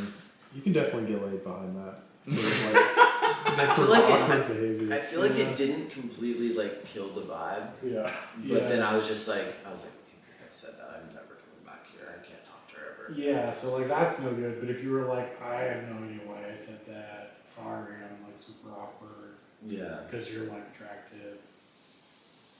Yeah. But totally recovered. Like would have been fine. Yeah.